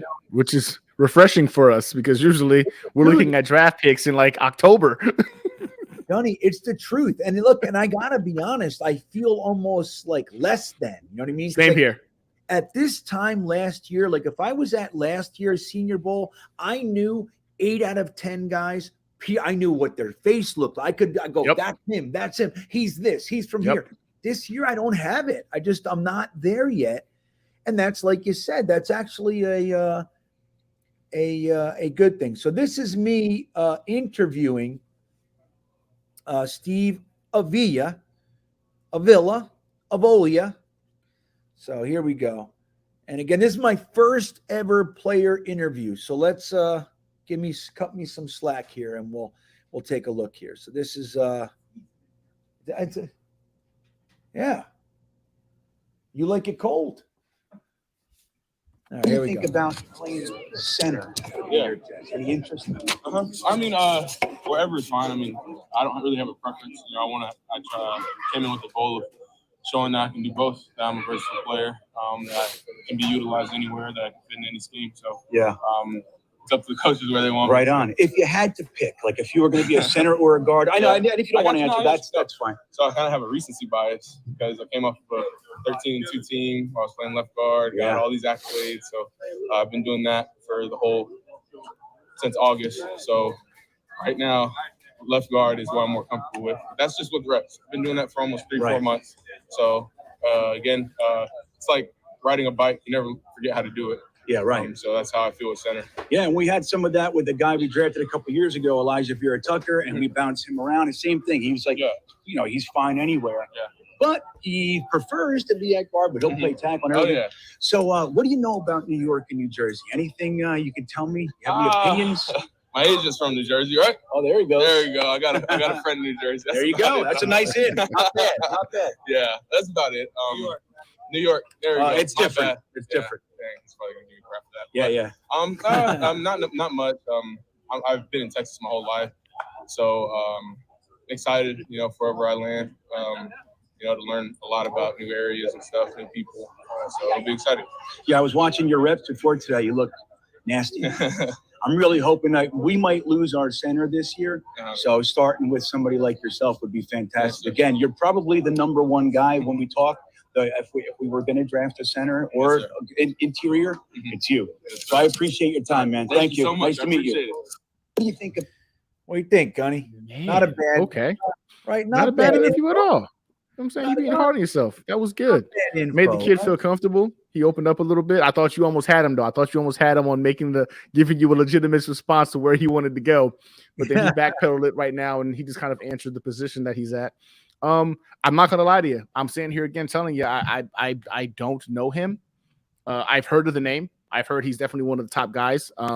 Where do you see him potentially going in the draft? Is he a first round talent, second round guy? What are we thinking? Yeah, Dom's saying anywhere from the second to the third. Okay. I don't think he's a first either. But second, third, there are people like, I think, correct me if I'm wrong, I believe Jets Forever has a chub for this guy. This is one of his guys. But yeah, I saw his comment. Yeah. So this is I actually like him a whole bunch. He's versatile. And you mean that's one of the things, with Patterson too. I mean, again, it's just such a great comment that he told Dom, which is, look, I have 3 years of tape at center. This year I'm putting my tape down at guard. Now, I still think he would have been right after Linderbaum. He was the next center going last year. Right. So I don't know if it's necessarily the best move that he chose to stay in school, but either way, I think there are more teams that are going to be interested in him because he's now shown really, that he's a valid, not only center, but guard. Like, he can play all over the interior. So I think more teams are going to be interested in him than maybe just the teams that were looking at a center last year. Okay. But yeah, man, I think I really want to get a center out of this draft. Hey, Dom, who was number 79 on the on the yesterday. What was that? The American? Right now, I get away with Steam? I get the credit. Steam. No. From the Americans? Yeah, I have the roster. Let me see. Yeah, I believe. Let me see here. Oh, 79 is Avila. Oh, that's it. I'm right. We're watching him now. Okay, here's his rep. I'm fried. Okay, here we go. Right now, I get away with I get the credit. It's a good rep, man. See that? Quick feet, good hand placement. I get the credit. Wow. Okay. Not bad, right? So I'll show you guys another rep here. Who's this? Oh, it is him again, I believe. Let me see. 758. That's on the right. Yeah, look at that. Ooh. Did you? He's got some nasty to him. I like that. Did you feel the nasty at the end? Yes. Yeah, look at that. 758. That's on the right. Get the fuck out of here. I like that. Right. I like that. Bring that shit here. You better be packing more than that if you're going to hang out in this neighborhood. I love it. One more time. 758. That's on the right. Wait, is that an Alabama defensive tackle Let me see. or edge rusher? No, I think No? 94. Let me see. Hold on. That's DJ Dale. Yeah, Alabama. Mm-hmm. Yeah, I see the helmet. I'm like, is that the Alabama? Yeah, that's DJ Dale. Ooh, that's some quality defensive tackles they got on that roster. So that's a pretty good NFL caliber rep. Now let me show you guys. Dom, you mind if I show one? Can I show the Jarrett Patterson interview? You okay? All right. So here's Dom's interview with Jarrett Patterson. I think this is Jarrett Patterson. Third one. Yeah, third. Okay. Here we go. So this is Dom's interview with Jarrett Patterson. Dom was crushing it, everybody. I want you to know Dom is he's one tick below pro. All right. He only one more tick and he's a pro. Here we go. Jarrett Patterson. We were talking about him. Center guard, interior offensive lineman, played left guard this year. So here we go. Guys, I'm here with offensive lineman from Notre Dame, Jarrett Patterson. Jarrett, playing at Notre Dame, you play on the biggest stages. What is an experience like this when you have the best of the best, in the same room, in the same locker room with you and against you been like? Yeah, it's pretty cool. One, playing next to the best offensive lineman my culture wants to offer. So you're playing smart, tough guys, learn to play fast and play physical. On the flip side, you're against defensive guys. So maybe sometimes in college, you can see, sometimes you're almost like a rep off, I guess, in a sense, depending on who's out there. But these guys, the depth is infinite. There's a guy behind another guy rotating throughout practice. So every single rep, you got to be on your A game. That's the same thing in the NFL. So it's going to get prepped for that as well. Yeah. What have you been doing so far in practice-wise? Are you lining up at center, guard, both, flipping? Guard yesterday. I think I'll be playing a little bit of center today, though. Yeah. Is the goal for you in your camp and to showcase what you can do just as guard, or do you want to offer, or you okay playing both center and guard at the next level?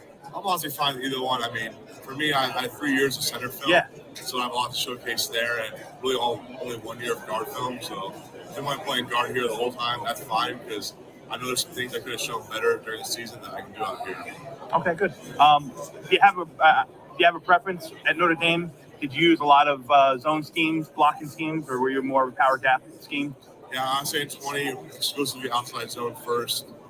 Past 2 years, a lot more inside zone, outside zone, and a lot of duo and power, some counter kind of throwing there. Sure. What's your forte? What do you? I mean, I know you're willing to do whatever, but if you had your choice, what's your? Yeah, I've been asked this question a lot. I love playing center. There's just something special about it. Yeah.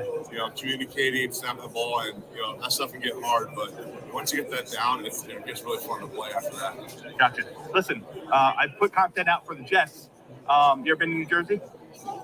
One time, we'd flown in there to Newark for my freshman year. We actually drove by MetLife, and then we played Syracuse in Yankee Stadium. Yeah, and the Pinstripe Bowl. I remember I was there. Yeah. That's a pretty cool experience. Yeah, it's a cool experience. Listen, I know the Jets may be in need for a center, and whether or not you come our way, you're definitely going to have your name called in April. So I wish you nothing but the best. Appreciate it. Thanks for having me. All right, Jared. Take care. What do you think of that? Isn't that a great interview? Gunny, you still there?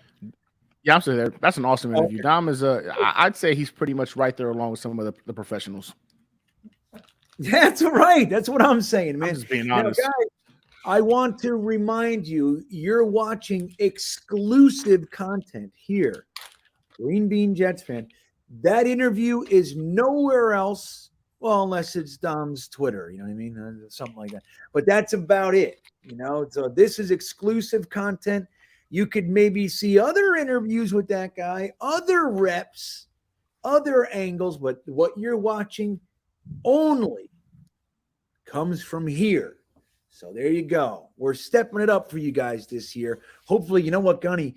I put in for the combine. So a little bit stricter. Oh, man, I would love to go to the combine, man. Holy macaroni. They're not going to let me in. If you get in there and you can get a couple extra passes, you know, you let me know how much I owe you. Yeah, exactly. Exactly. Well, I got to go through Dom. Dom got me into the Senior Bowl. Dom's the one who thought of it. He's like, hey, let's go to, you know. I'm like, oh, yeah, look at that. That man always got some good ideas. Dom's the shit, man. Dom's the real deal. Yeah, he's pro. So Cy Thompson checking back in. Thank you, Cy Thompson. He says, Green Bean and Gunny love the show, but who is your main goal in the offseason? Well, look, we talked about quarterback. Let's put that aside. So obviously we want a quarterback, but Gunny, your next goal, position, name, who is it? Some people are going to think that I'm a little bit overzealous here and doing it faster, but I kind of want to get Quinnen Williams under contract for the next 4 to 5 years.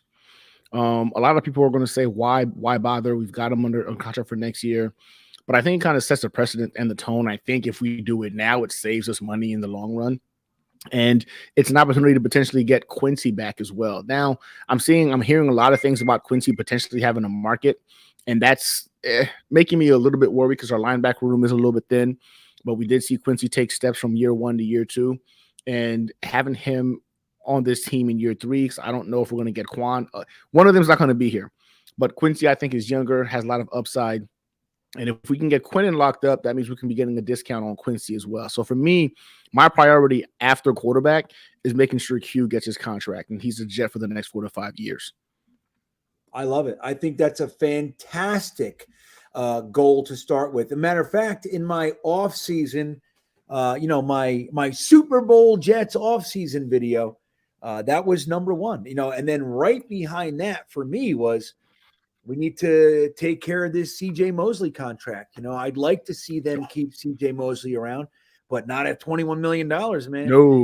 No. If you can get him down to the $10-ish million range, I mean, just that alone, that's 11 mil. Right back on the cap, just like that. You could do a whole bunch with 11 mil. So you think, just hypothetically, you get him down 11 mil, you throw Corey Davis in on the Aaron Rodgers trade. That's another 10.5 million. Now you got 21.5, and then the Carl Lawson thing. That's another 15. Now we're talking about $36.9 million. And now we're going to go to the party. Now we can do some plus stuff. the 14 mil we just got with the cap raise too. So we're at 14 mil right now with that cap increase. That's right. Don't forget about that. We got a couple more $1 million as per the NFL. So that's very nice. But yeah, Cy Thompson, I think Gunny nailed it, man. Quinnen Williams, and I understand, he's got another year. Mm-hmm. I get it. And it's an inexpensive year too. So there is monetarily motivation to say to him, like, hey, dude, we'll do you in the middle of the season. Like, we're not doing it right now. There is motivation and justification for that, but I think it's a bad look. I think you just make him happy. He's done everything the right way. He's gotten better and better every single year. He's among the elites right now. He doesn't have that Muhammad Wilkerson personality where there's any real concern that he's going to fall off a cliff as soon as he gets paid, right? I'm not really. The kid wants to be great. Yeah, the kid wants to be great. And he's still super young. Mm-hmm. You just lock him up for 5 more years. That'll be 9 years, and then you see where he is at the end. But Quinnen Williams should be a Jet forever. That he should be a Jet his whole career. I know that's rare these days, but he should be one of those guys. And I think it sets a precedent, man. It sets a tone for the Garrett Wilkins, the Sauce Gardners, the Breece Halls, like everybody. It sets that tone. You're here, you're quiet, you put your nose to the grindstone, you get better, you do what we ask, and we take care of you. No fuss, no muss. You don't got to hold out and all that bullshit. And I think it's an opportunity, man. The optics, it's bigger than just the money. We're going to pay. Facts. Right? Yep, 100%. It shows that we are turning that page in this chapter. We're talking about understanding the concept of homegrown talent, keeping them in-house, building around them. Q is the epitome of the person you would want to go ahead and start that chapter with.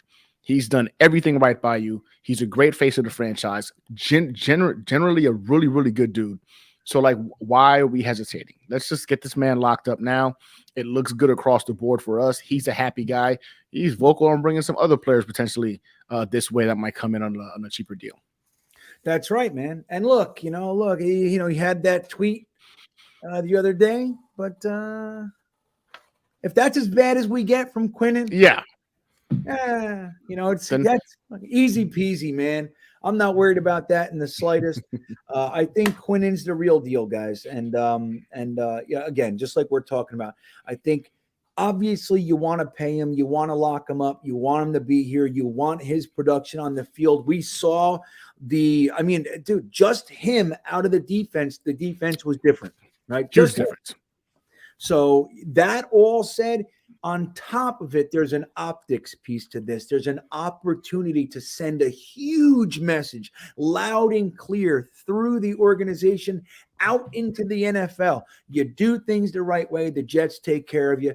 And I think you don't want to blow this opportunity. That's my thoughts. I'm real curious to see how Joe Douglas handles this because, again, there is another year on the contract. Quinnen, truth is he ain't going nowhere. So I don't know how he's going to handle it. I'm real curious. Jason Edwards checking in. GreenBean, first of many interviews. Jets content, amazing. Well, thank you, man. Yeah. We're having a good time. I was talking to Dom earlier today. It's like, again, like I was sharing with you guys. Last year, I would have been all over everybody. This year, I'm a little bit more tentative because I'm not quite as up on everybody as I usually am by this time of year. But it's still a great time.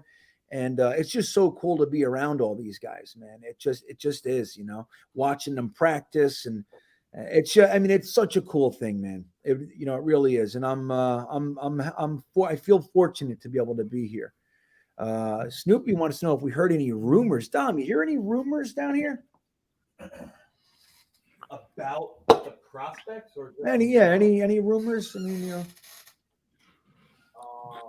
There was a funky rumor today that DeWan Jones really went AWOL. So there was an interesting little something happened with DeWan Jones.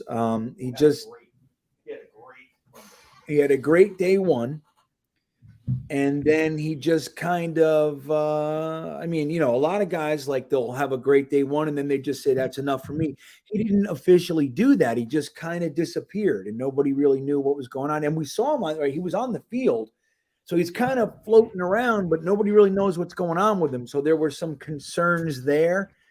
Other than that, not so much, Snoopy. Nobody's talking to us, believe it or not. Well, you could tell Snoopy on Tuesday that Jacksonville had their entire, what seemed like their entire scouting. A lot of 7 or 8 guys studying the wide receivers, and that the Giants were knee deep, probably 5 or 6 guys on the cornerback. So on Tuesday, which is was I here yet, or was I still? No, I was still sitting in the Atlanta airport. I had about another 10 hours in the Atlanta airport to hang out. But on Tuesday, Dom said that a large contingent of the Jacksonville Jaguars scouting department were hanging out by the wide receiver group, So there's that. Where were the Giants hanging out, you said? Cornerbacks. The Giants had a large contingent hanging out by the cornerbacks, the defensive back group. So that's pretty interesting. That's pretty interesting stuff. Yeah, I mean, it's again, we saw Phil Savage. We didn't get to see Joe Douglas. I was hoping to. Rex Hogan was there. Rex Hogan was here. Okay. Yeah, Nathan Colgrove says the only slam dunk McCagnon made in his many attempts. I know it's Quinn. The other look, he hit with Fadukasi, a 6th round pick, and he's doing well. This is true. This is true. But even a broken clock, that kind of thing. But you think of, and Leo, you can make the argument that Leo Williams is also a hit as well. Now he's not. He was the best player in the draft, and he was supposed to tear up the NFL. He hasn't quite done that. He had his best year with the Giants. He had that Pro Bowl alternate year with us, his rookie year, and he's a good player. Leo, for the most part, I think up until this year, he like very rarely gets injured. He's very solid, but I think you could call that a good draft pick. But again, I don't think he met his ceiling. Potential. You're right, Yeah. and what you thought he was the consensus best player in the draft. And I think you can see why 5 teams passed on him. You know what I mean? It's like, I thought that the Washington Redskins at the time, I thought they were going to take him. I thought Brandon Scherf was going to slide to us, and that was going to be the guy that we took, either Brandon Scherf or Kevin White. But nope. That's the way it went. So Cy Thompson checking back in. You're a good dude, Cy Thompson. Thank you. He says, Q is the bomb. Enough said. Now, let me ask you this, Gunny, about Quinnen. You think that, look, he had, 12 and a half or 12 sacks this year and all kinds of hurries, block, field goal. Do you think that is kind of his ceiling, or do you think he's still got potential to go up, maybe get into that? Yeah, I think he's got another layer to go. I think that our edge pressure this year didn't hit its ceiling, didn't hit its capacity. And I think when Q had to consistently face off against 2 and even triple teams, and he was able to achieve that, imagine when Jermaine Johnson and Bryce Huff get on there and starting to cause havoc on the edge, and teams have to make a decision on who are we going to block. We can't, not block some individuals.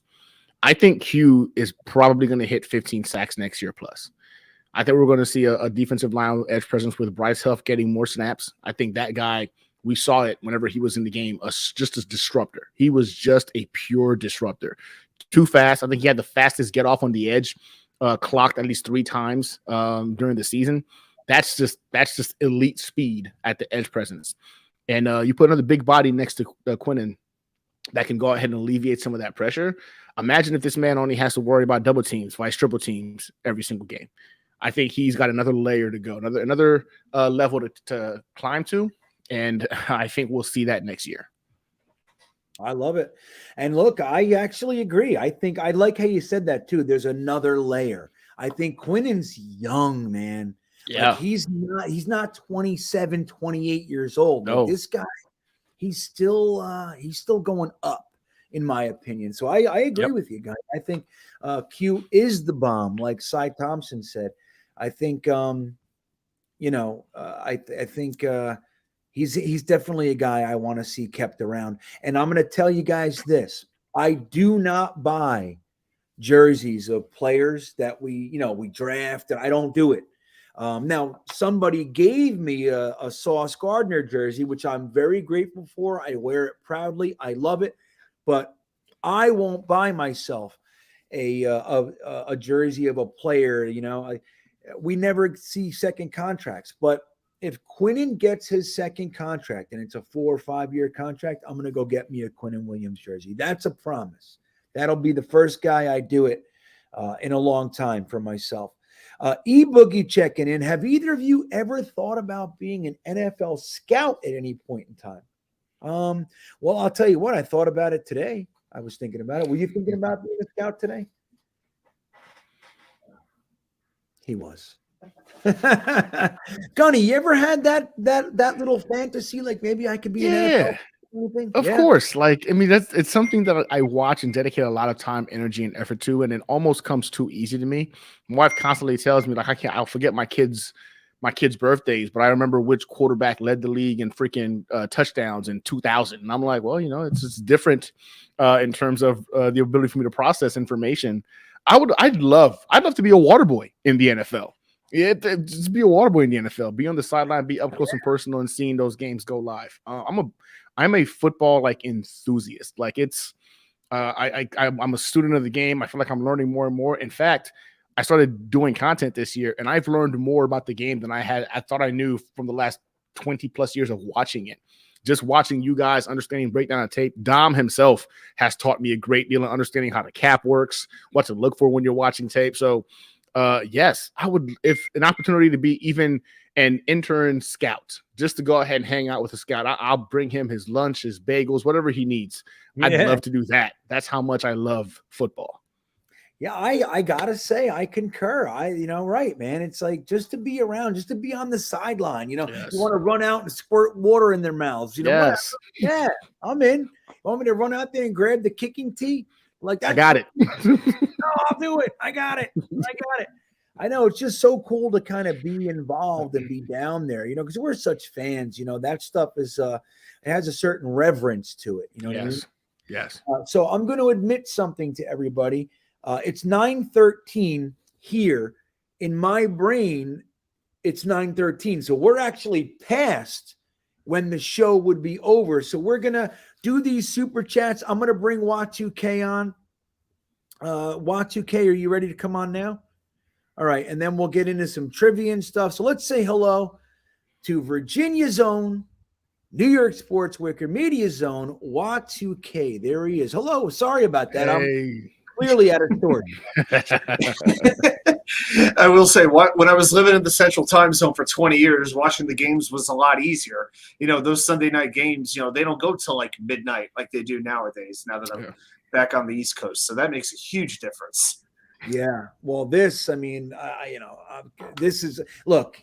The whole traveling down here, sleeping in the airport, getting down here, like literally, I flew into Pensacola, drove in here. I pull into the hotel. Dom and Max Dean are sitting in the hotel lobby. I'm like right to it. And it's like, I didn't even know that it was a different time zone until Dom just said that. I didn't even know. Yeah, I've been down there a couple times, vacationing in the that whole Emerald Coast area, which is a great part of Florida to go to. And Mobile's and Pensacola and Mobile are not that far away from it, but you do cross that time zone. And I'm just like, man, if you got a business right like on the time zone line, it's like if you say you're open at 11, do you have to specify Eastern, Central? I mean, what wins out there? That's got to be a little bit crazy for the locals. They got to have some system to get used to it. Well, you know what's weird? Like when I was in Lake Powell, which is like there's Mountain Time and Pacific Time and all that, and then there's Arizona time. Arizona doesn't do it. They don't change. So like when you're over in that area, like they're and I was right on the Utah-Arizona border. Like there's people that are literally 15 feet away from you and they're in a different time. It was very weird. Like we traveled over it like 5 times a day. We didn't know what the hell was going on. And then on my phone, my phone and computer are trying to adjust to it. And it was like we were lost. We had no idea what time it was. So yeah. So sorry about that, everybody. I was looking, I'm like, that it feels like I've been on longer than an hour. Oh shit. So I was like, I think he's going to bring me on at some point, but I'm sorry. Jason Edwards checking back in. He says, get a DT that stuffs next to him and Q gets 15 to 18 sacks. What do you think of that, Wat2K? You think get that? You know what? I love the idea. That's actually a position. You got to keep in mind, we've got 3 pending free agent defensive tackles, Shepard, Thomas, and Rankins. I am actually considering I would get one in free agency and one in the draft because we know we love that depth. Now, maybe one of them's going to come back, but I don't think it's going to be more than one of them.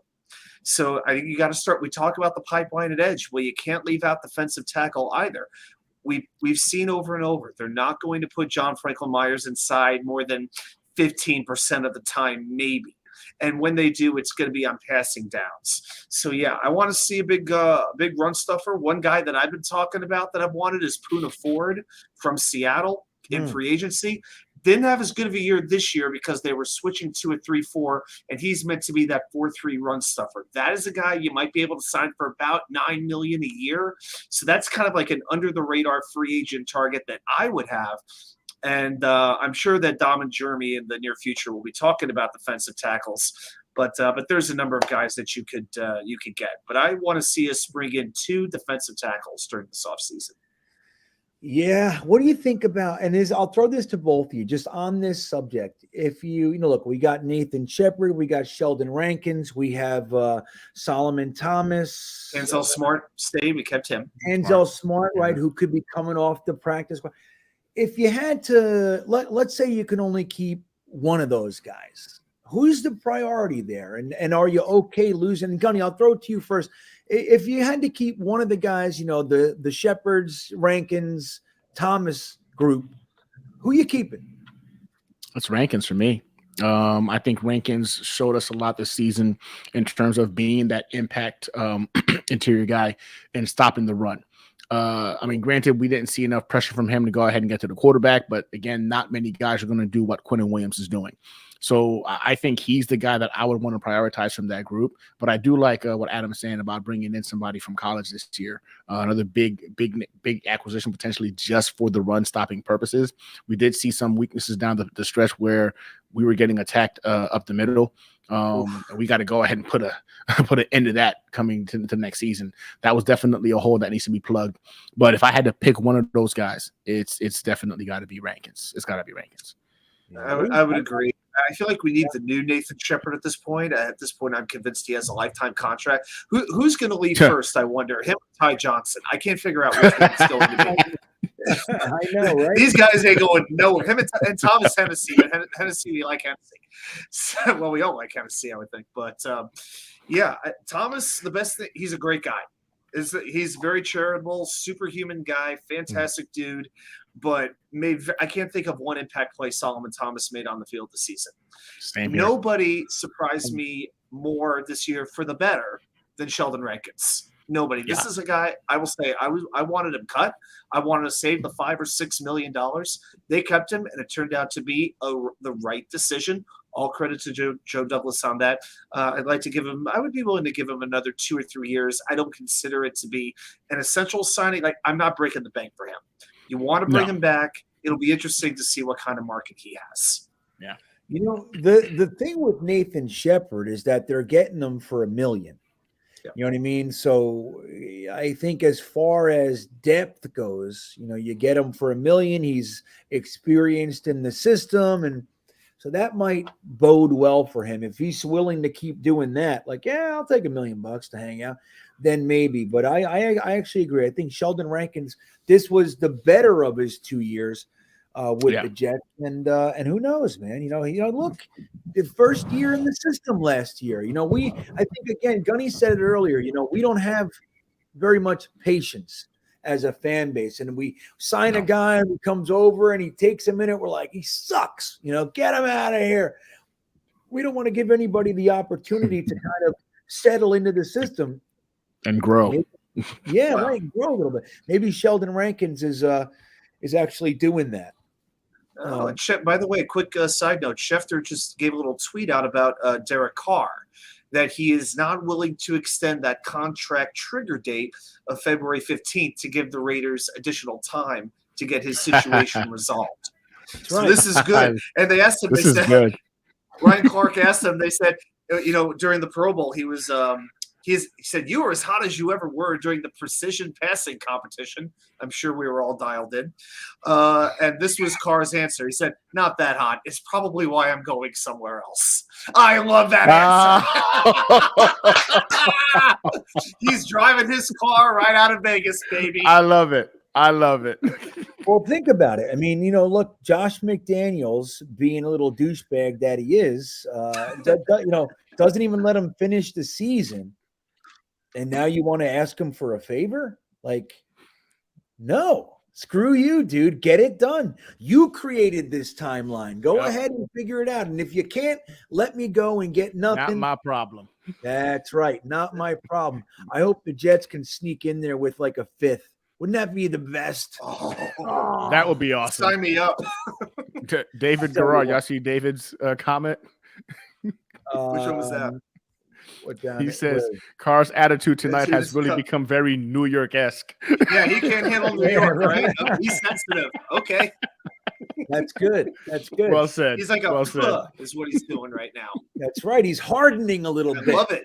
He's prepping for the New York side of things. D Money checking in. He says, "Hey guys, anyone see that Princeton kid Yosovis, I think is how you said it, right? Or Iovis? Iosovis. Iosovis. Yeah. Is he a wide receiver? Well, we tried to interview him. Yeah, truth be told, we actually chased him a little bit. We chased him around a little bit, but he was going to the stands and doing so. We didn't get him. But yeah, he is somewhat of a diamond in the rough. Got quite a few people like him. What do you think about him? You got any firm thoughts about him? Any up or down? Well, can you guys hear Dom when he talks? Yeah, I can hear him grunt. Yeah, you can hear me. You better hear yeah, we hear you. Yeah, we hear you.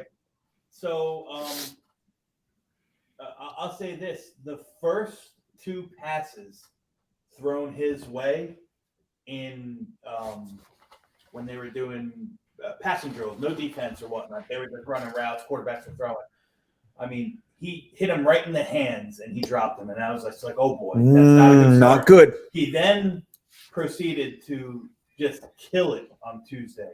There was no one out of the entire American class that I thought that did better off of press man releasing than the kid Andre from Princeton. And he had a few like highlight catches in the end zone. He's going to be a red zone threat. He's super, super long, 6'3", 6'4". He's got a track background, so he's fast. And he put it all together. Like, after his two drops, he shook them off, and he had a really, really good practice both Tuesday and Wednesday. Nice. Yeah. I didn't see him on the field today, though. I didn't either today, but he's tall too, man. I mean, he looks like long and rangy kind of fella. Again, we literally, we weren't like harassing him, chasing him, but we literally chased him. We were like, oh, let's get him. Yeah, and here's his 2022 stats as a junior. 10 games, 64 catches for 924 yards. He almost had 1,000 yards in 10 games. That's pretty amazing. 14.4 yards per catch, 7 touchdowns, and his quarterback's rating when he's targeted, 118. A 118 QBR when they throw towards Mr. Andre from Princeton over there. Not bad. Pretty good. He has a legit, What? He has a legit chance to run sub 4.3 as well. What round? Oh, that's a good question, man. Let's see. I'm probably going to say, he's probably an early day 3 pick, maybe sneaks into the end of day 2. So fourth round, fifth. round. Okay, yeah. All right. I'm seeing like top about 20 for the receivers, about 15 to 20. A lot of people have him in that range from what I'm seeing. So interesting. So yeah, there you go, G Money. A lot of people do like him, and he might be that diamond in the rough, And coming out of Princeton, it's rare. It's rare that you get somebody that actually lands in the NFL and is actually able to to compete and provide what you hope they're going to provide. So that'd be neat. We wanted to get him because we're talking Jets with Princeton and shit. I used to lay on the Princeton lawn, man, and smoke doobs. Don't tell anybody. With my ex-girlfriend. Smoke doobs, and there's all kinds of great little kind of stoner restaurants around there. You get big old overstuffed sandwiches and shit. Princeton is beautiful. All right, let's see what else we got here.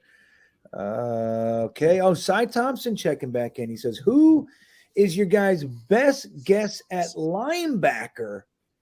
We need to. Now, I wonder if you're talking about in the draft, or is he talking about is Quincy or Quan going to stay here? We need two. So maybe he thinks we're losing Quincy and Quan. Gunny, if you had to take a shot, let's say we keep one of the guys we have and we need two linebackers. Who do you see coming in? You think we draft one? You think we go and get one in free agency? I just don't see how we lose both Quincy and Quan. I don't see I don't think that's gonna happen. Even Quan today, I think, responded to a tweet to DJ Reed, if I'm not mistaken, that kind of implies like, hey, I want to be here. Like he doesn't want to go ahead and go anywhere. I think of the two, if we can only keep one, I think Quincy Williams has the biggest chance of staying because of that connection to Quinnen and seeing the progression from year 1 to year 2 in this defense. So I can see that being the guy. And are we giving up on Sherwood and Nasruddin? Are we done with those guys potentially as linebackers? Sherwood's more of a middle linebacker. I think Sherwood plays the middle. I don't think he's going to play off ball. I like him, but I mean, is there an opportunity for him? I think Sherwood's going to compete this year for a starting job.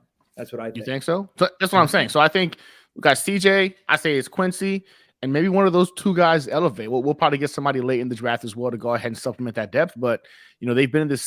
Sherwood and Nasruddin have both been in the scheme now for 2 years. This is going into year 3. They at some point have to show up, right? We got to go ahead and see them compete and see if they can be here.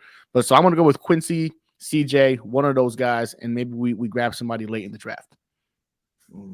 What do you think, Y2K? Quickly, you think we're keeping both guys? You think we're losing both guys? You think we're keeping one of those guys, Quan and Quincy? I'm going to go. I'm going to say we keep Quan. I think Quincy's going to have too much of a market. I think Quincy is a guy who's going to take the last dollar that he can get.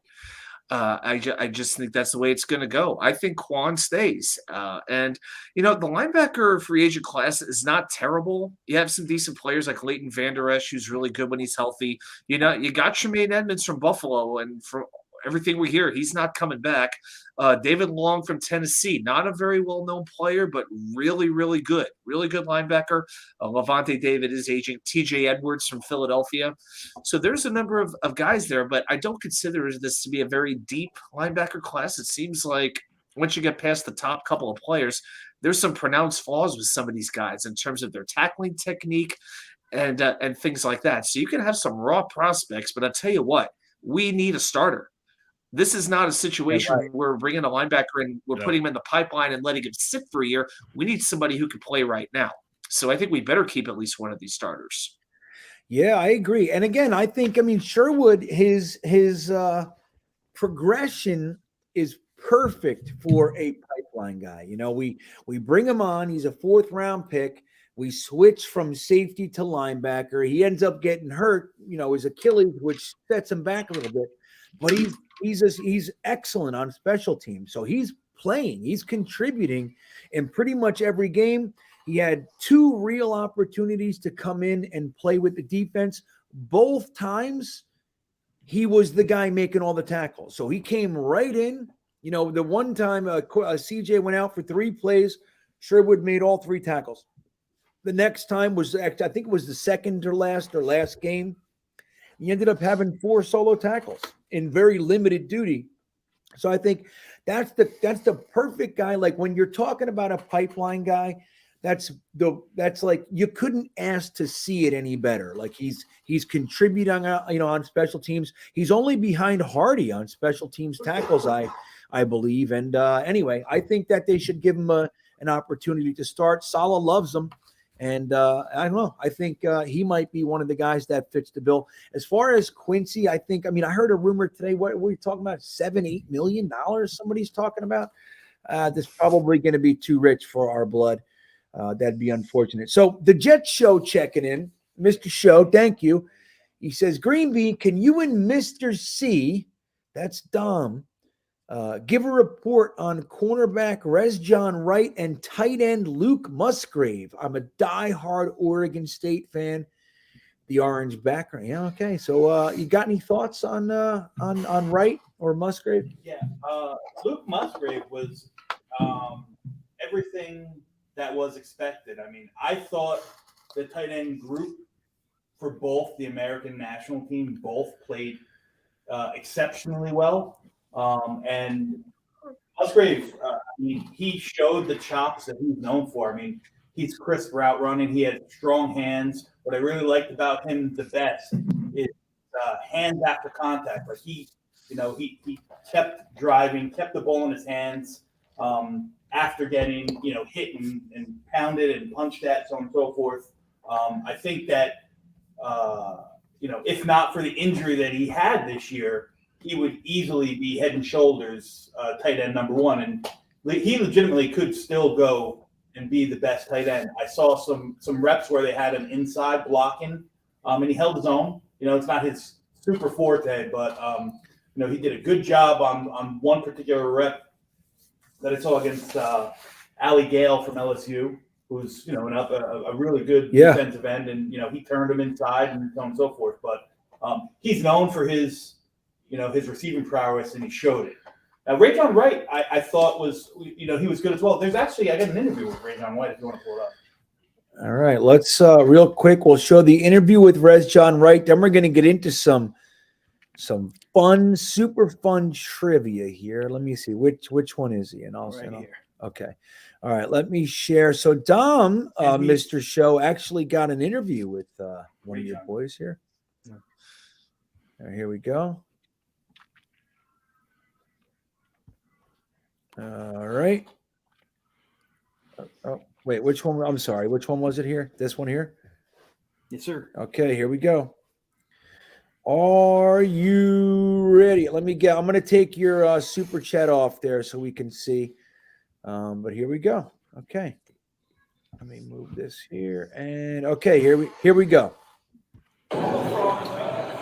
Here with Rajon Wright, defensive back, Oregon State. Ray, how's it been so far this week? I know it's crazy. You ain't put the pads on in a while, right? Yeah, I had to get acclimated a little yesterday. I think I got better throughout the day. But, it's a fun experience. It's a great opportunity to get out here in front of scouts and coaches and just perform. Yeah. Hey, congratulations. Obviously, you earned it. You earned the role here. It must be cool playing in an all-star atmosphere like this, right? With other, guys that are going to play in the league with you. Yeah, definitely. I think it's crazy to even think that I'm here coming from junior college, and the route I took to even get all the way here is just a blessing. Yeah. But surrounding myself with these type of people, these caliber of players, is just a blessing. Sure. Tell us about that journey you took through junior college. What was the biggest difference between junior college and Oregon State? The resources, obviously. California junior college is a little different than other junior colleges. There's no dorms, there's no funding for food and things of that sort, so you kind of got to fend for yourself. It's a blessing. I got through it. Ended up taking my talents to Oregon State. Played there for 2 years. Great culture. Played under some great coaches there, and now I'm here. Yeah, pretty cool being coached up and educated by these NFL coaches here, right? Yeah, it definitely is. It just gives you a new perspective. I think you can learn from everybody at any level. You can learn from high school coach today. Uh-huh. But it's just a blessing to even be in the same room with some of these coaches. Sure. Where'd they have you playing yesterday? I played on the American team. I played on the outside corner. Outside. Yeah. But you're strictly an outside guy? Yeah, definitely. Not necessarily strictly. I played some safety at Oregon State a few times, but I play in the slot. I play wherever they need me. All right. I know you're going to say whatever, but I'm going to ask you anyway. You have a preference? Press man, defense, or zone? Press man. Yeah. Big dogs love press man. Yeah. Hey, listen, your name's going to get called in April. I wish you nothing but the best. You're a great player. Congratulations. Appreciate you. Nice interview, Dom. Well, thank you. So I will say this about him. He had some really good reps. He shut down on numerous occasions Rashee Rice from really? Oh yeah, from SMU. He just completely locked him up in when they were doing their one-on-one drills. When the cornerbacks were pressed up against him, he didn't let a good release. He's good tall, 6'2", 6'3". He's got a full body. I don't remember him. He didn't stick out per se so much in the 11 and the full team reps, but there's so many guys and so many players that you can't keep your eye on every single person all the time. So I can't say with any certainty that I saw him stand out too much outside of the one-on-one drills, but he's got the build and he's got the makeup of a good NFL player. Yeah, and coming through that whole junior college thing, I think that type of a player would they have the potential to be more grateful, more appreciative, more aware of the opportunity and how hard that he had to work. It wasn't just like handed to him, And I'm telling you, man, some of these guys, when you get the opportunity to talk to them, it's like very personable, man. Like they're very, very likable, You know what disappoints me about these interviews is that the vast majority of them are not going to be Jets. And it's like, I want to like all of them right now. Eventually, we're going to have to start rooting against them. It's tough because, man, I want them to do well, but not too well. Frustrating. Yeah. Right. So we're going to start trivia right after the Rusty Spooner says, didn't Fitzy play it? Fitzy was Harvard, I think. Yes. Harvard, it was Harvard. Yeah. They're all the same anyway. All the Ivy Leagues. Just Same type of, same kind of thing, though. It's very rare that somebody comes out of there and is a real impact player. I mean, Fitzy has what, 20-year career kind of thing. So John Salty Nuts Magoo says, Dom is a cool cat. He made his subject No, he wasn't nervous. Dom did good. So, all right, man. And Nathan Colgrove, another great interview by Dom C. Everybody digging it, man. So, all right, we're going to get into the trivia, guys. You guys know the rules. Wat2K will ask us a question. We have 4 minutes to answer, and we're not allowed to use search engines, encyclopedias. We want to do this with our own brains. That all said, Wat2K, the floor is yours. All right, thank you very much. So the next 2 weeks with the Super Bowl coming up, we're going to do some Jet-related Super Bowl questions. So, so this week, I know we have a lot to choose from. This one actually will be about Super Bowl III. All right, so here is your question for tonight. Name the 2 Super Bowl winning Jets who were cut by the Baltimore Colts. And your time starts now. Jesus Christ. What? No, Jesus was not on the Colts. He was not a Colt. He was a Dolphin. He was a Saint. All right. Yeah. I'm sorry. That was terrible. Wasn't one of the running backs, I think it is. Let's say, we got Winston Hill. I don't even know where. Nathan, great job. Winston Hill is correct. He was cut in 1963. He was never a Jets draft pick. The Colts cut him. The Jets scooped him up and played almost his whole career with the Jets. That is correct. Oh, wow. Okay. Yeah, Winston Hill was I did not know that. What about Boozer? No, Emerson Boozer is incorrect. Snell. I thought it was one of the running backs. Snell? No. Okay. Matt Snell was a Jets draft pick. Sauer. It is not George Sauer.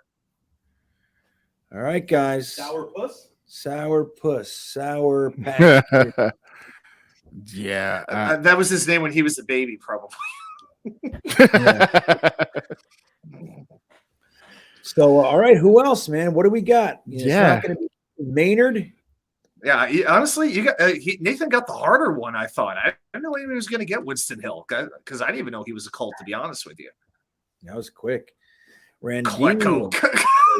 Mikey, it's not Joe Klecko.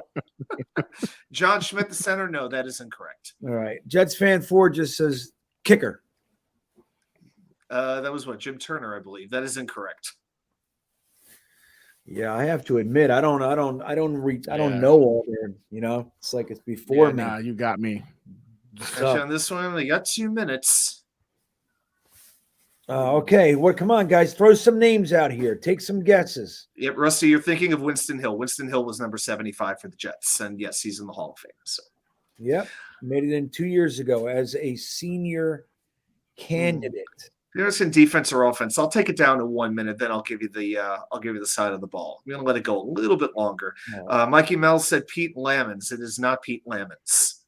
Casper. I think he means Rich. Casper. Yeah. He meant Rich Castor. No, Rich Castor was not on the team at the time.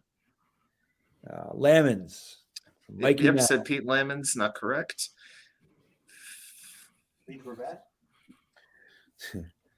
I see Maitland or Hill. Well, we said Winston Hill was correct. John Elliott, nope, that's incorrect. How are we doing on time? We've got 1:12. Okay, it's a defensive player. And he actually won the greatest game ever played, Colts Giants. He was on the Colts winning team, so he won it back then. Lenny Lyles actually played for the Colts. Lenny Lyles was on that Colts team. He was he did not win the Super Bowl with the Jets. Rasmussen. Randy Rasmussen? Nope, it was not Randy Rasmussen. He was a guard. Randall said Jerry Philbin. Nope, it is not Jerry Philbin. Tigo, did you just look that up? Tigo coming out of nowhere with Johnny Sample. It is Johnny Sample who had an interception in the Super Bowl, by the way. So, yeah, it absolutely is Johnny Sample. He was with the Colts for 3 years, went to Washington, Pittsburgh, and the last game of his career was Super Bowl III. Yeah. We got it. So it was Johnny Sample and Winston Hill were Colts, and they went on to win the Super Bowl with the Jets. Not bad, everybody. Tigo, I don't know how you pulled that one out, but I don't know if you went to Glenn or something like that, but well done. Well, hey, we got it. So there it is. I thank you. That was a good one, man. You know, except for the fact that I don't know it. You know, I hate when I don't know. I didn't even pretend. I was just like, you know, like it's like I don't always know it, but a lot of them I feel like I'm like in the neighborhood. This one I'm like, I mean, I don't want to be like who is the third, you know, the fourth linebacker on the Colts. I wasn't going to do anything like that. Yeah. But yeah, because I was surprised. I didn't know Hill was a Colt till I did this question, but I knew Sample because if you watch any documentaries on Super Bowl III, they usually interview Sample. He actually had a radio show, so he was very media friendly, very outspoken. It actually, his autobiography, Johnny Sample, was called "Confessions of a Dirty Ball Player." Oh, really? So yeah, I got to be honest, I kind of like that a little bit. That right? Yeah, Sample played hard. Yeah. Well, hey, man, it was a good question, and Y2K brings the fire, as they say, and we appreciate it. But that's gonna about wrap it up, guys. We are just about done here with this week's Thursday Thick of It. Again, thank you for your patience and me not knowing the time zone difference. I was sleeping, and 5 minutes later, I was live with you. So I'm sorry, and I appreciate it. But why don't we go around, and Jeremy, I'll bring Jeremy on real quick so he can say hello. Jeremy makes sure that everything's running smoothly in the background, and I appreciate it. But Y2K, what do you got coming up? Oh, man. Well, hey, keep checking Jeremy out on the Jets Chaos channel every Wednesday night at 10 p.m. or in this past case, 10:30. It might take a time or two, but we get the show running. And on my channel lately, I've been doing quite a bit of baseball. I've been talking about the top New York Mets prospects 2 times a week. I'm doing the Mets prospect profile. Did a new one today on Alex Ramirez, a very up-and-coming outfielder. But this week I will be doing some research on free agency. We're talking a lot about the draft. So I'm going to be looking up some maybe under-the-radar free agent targets that the Jets might be able to go after. So keep watch for that. All right, there it is. And that's on New York Sports Wicker Media. Every week, Y2K forgets to make sure you know what channel he's talking New York Sports Wicker, yeah. I think, Jeremy, GreenBean, they can read. I'm not so sure. New York Sports Wicker Media. New York Sports Wicker Media. So sure. Jeremy, you got anything fun coming up, buddy? Yeah, well, we just wrapped up this week me and my brother, the top 10. I'm just kidding. Top 10. Go ahead, say 10. We just wrapped up our top 10 quarterback. Plug your phone in. We had a whole series of our top 10 quarterback choices ranked 10 from 1. And we are now going to be working on another series of top 10. I'm not going to announce what. And then we'll be back Sunday night, me and Dom C doing internal offensive linemen, guards, centers, that kind of thing. We'll be doing Dom C's top 10 on Sunday night. So join us then. Amazing. And that's on 49ers Chaos, everybody. If you're looking for that stuff. Gunny Gumby, New York Jets situation report. What is coming up on your channel? You got anything fun you want to tell anybody about? Yeah, I'm actually working on a video right now that explains why Aaron Rodgers will be a New York Jet within the next couple of months. It goes into some detail in regards to how I think the trade's already been discussed. It's already been put out there for the Packers. It's just a matter of closing the deal. So that video is coming out here in the next couple of days. So keep an eye out for that on the New York Jet situation report. There you go. And I want to thank you three for being a part of the Thursday Thick of It. And thanks to all you guys in the chat. And, look, the show is nothing without you guys. And you guys, the chats are the best. And I just appreciate it. We will be back soon. I'm probably going to put some stuff out tomorrow. But, we'll figure this out when I'm going to be hanging out down here in Mobile. I just learned today by myself. Everybody's leaving except for me, and I'll watch the game, and I'll give you guys some content from there as well. But, Dom C wants to say something. There he is. Hey, guys. Hey, what up, Dom? Hey, brother. How are you? How's everyone doing? Pretty good, man. How you doing? We were doing great till you came. I didn't know you guys were here. Thank you for all the kind words and the support. Like, this is something that's been really cool for. Well, I'm sure I can speak for GreenBean and myself. Be down here, and the coolest part, going to sound a little hokey here, is to really get the stuff to you guys. I think that's so important. Jets fans are a smart, sometimes fickle bunch. So the more information we guys can pass your way, so that you can disagree with us, the better. But if anyone is in the area and wants to go see the game on Saturday, I got an extra ticket because I'm flying home tomorrow. You can hang out with this guy. There you go. We got a free ticket to the Senior Bowl. Come on down to Mobile, Alabama, and hang out with me. So guys, listen, thank you all. Have a fantastic rest of your evening, and we will see you next time. Yeah, here we come, baby. Here we come. Here come the Jets, man. I want to kiss you. Thanks, Joe. Yeah. You want to run or you want to duck down? You want to duck, just go over and get onto the bench and stay there. You play to win the game. My message for the fans, we're all frustrated with where we are right now.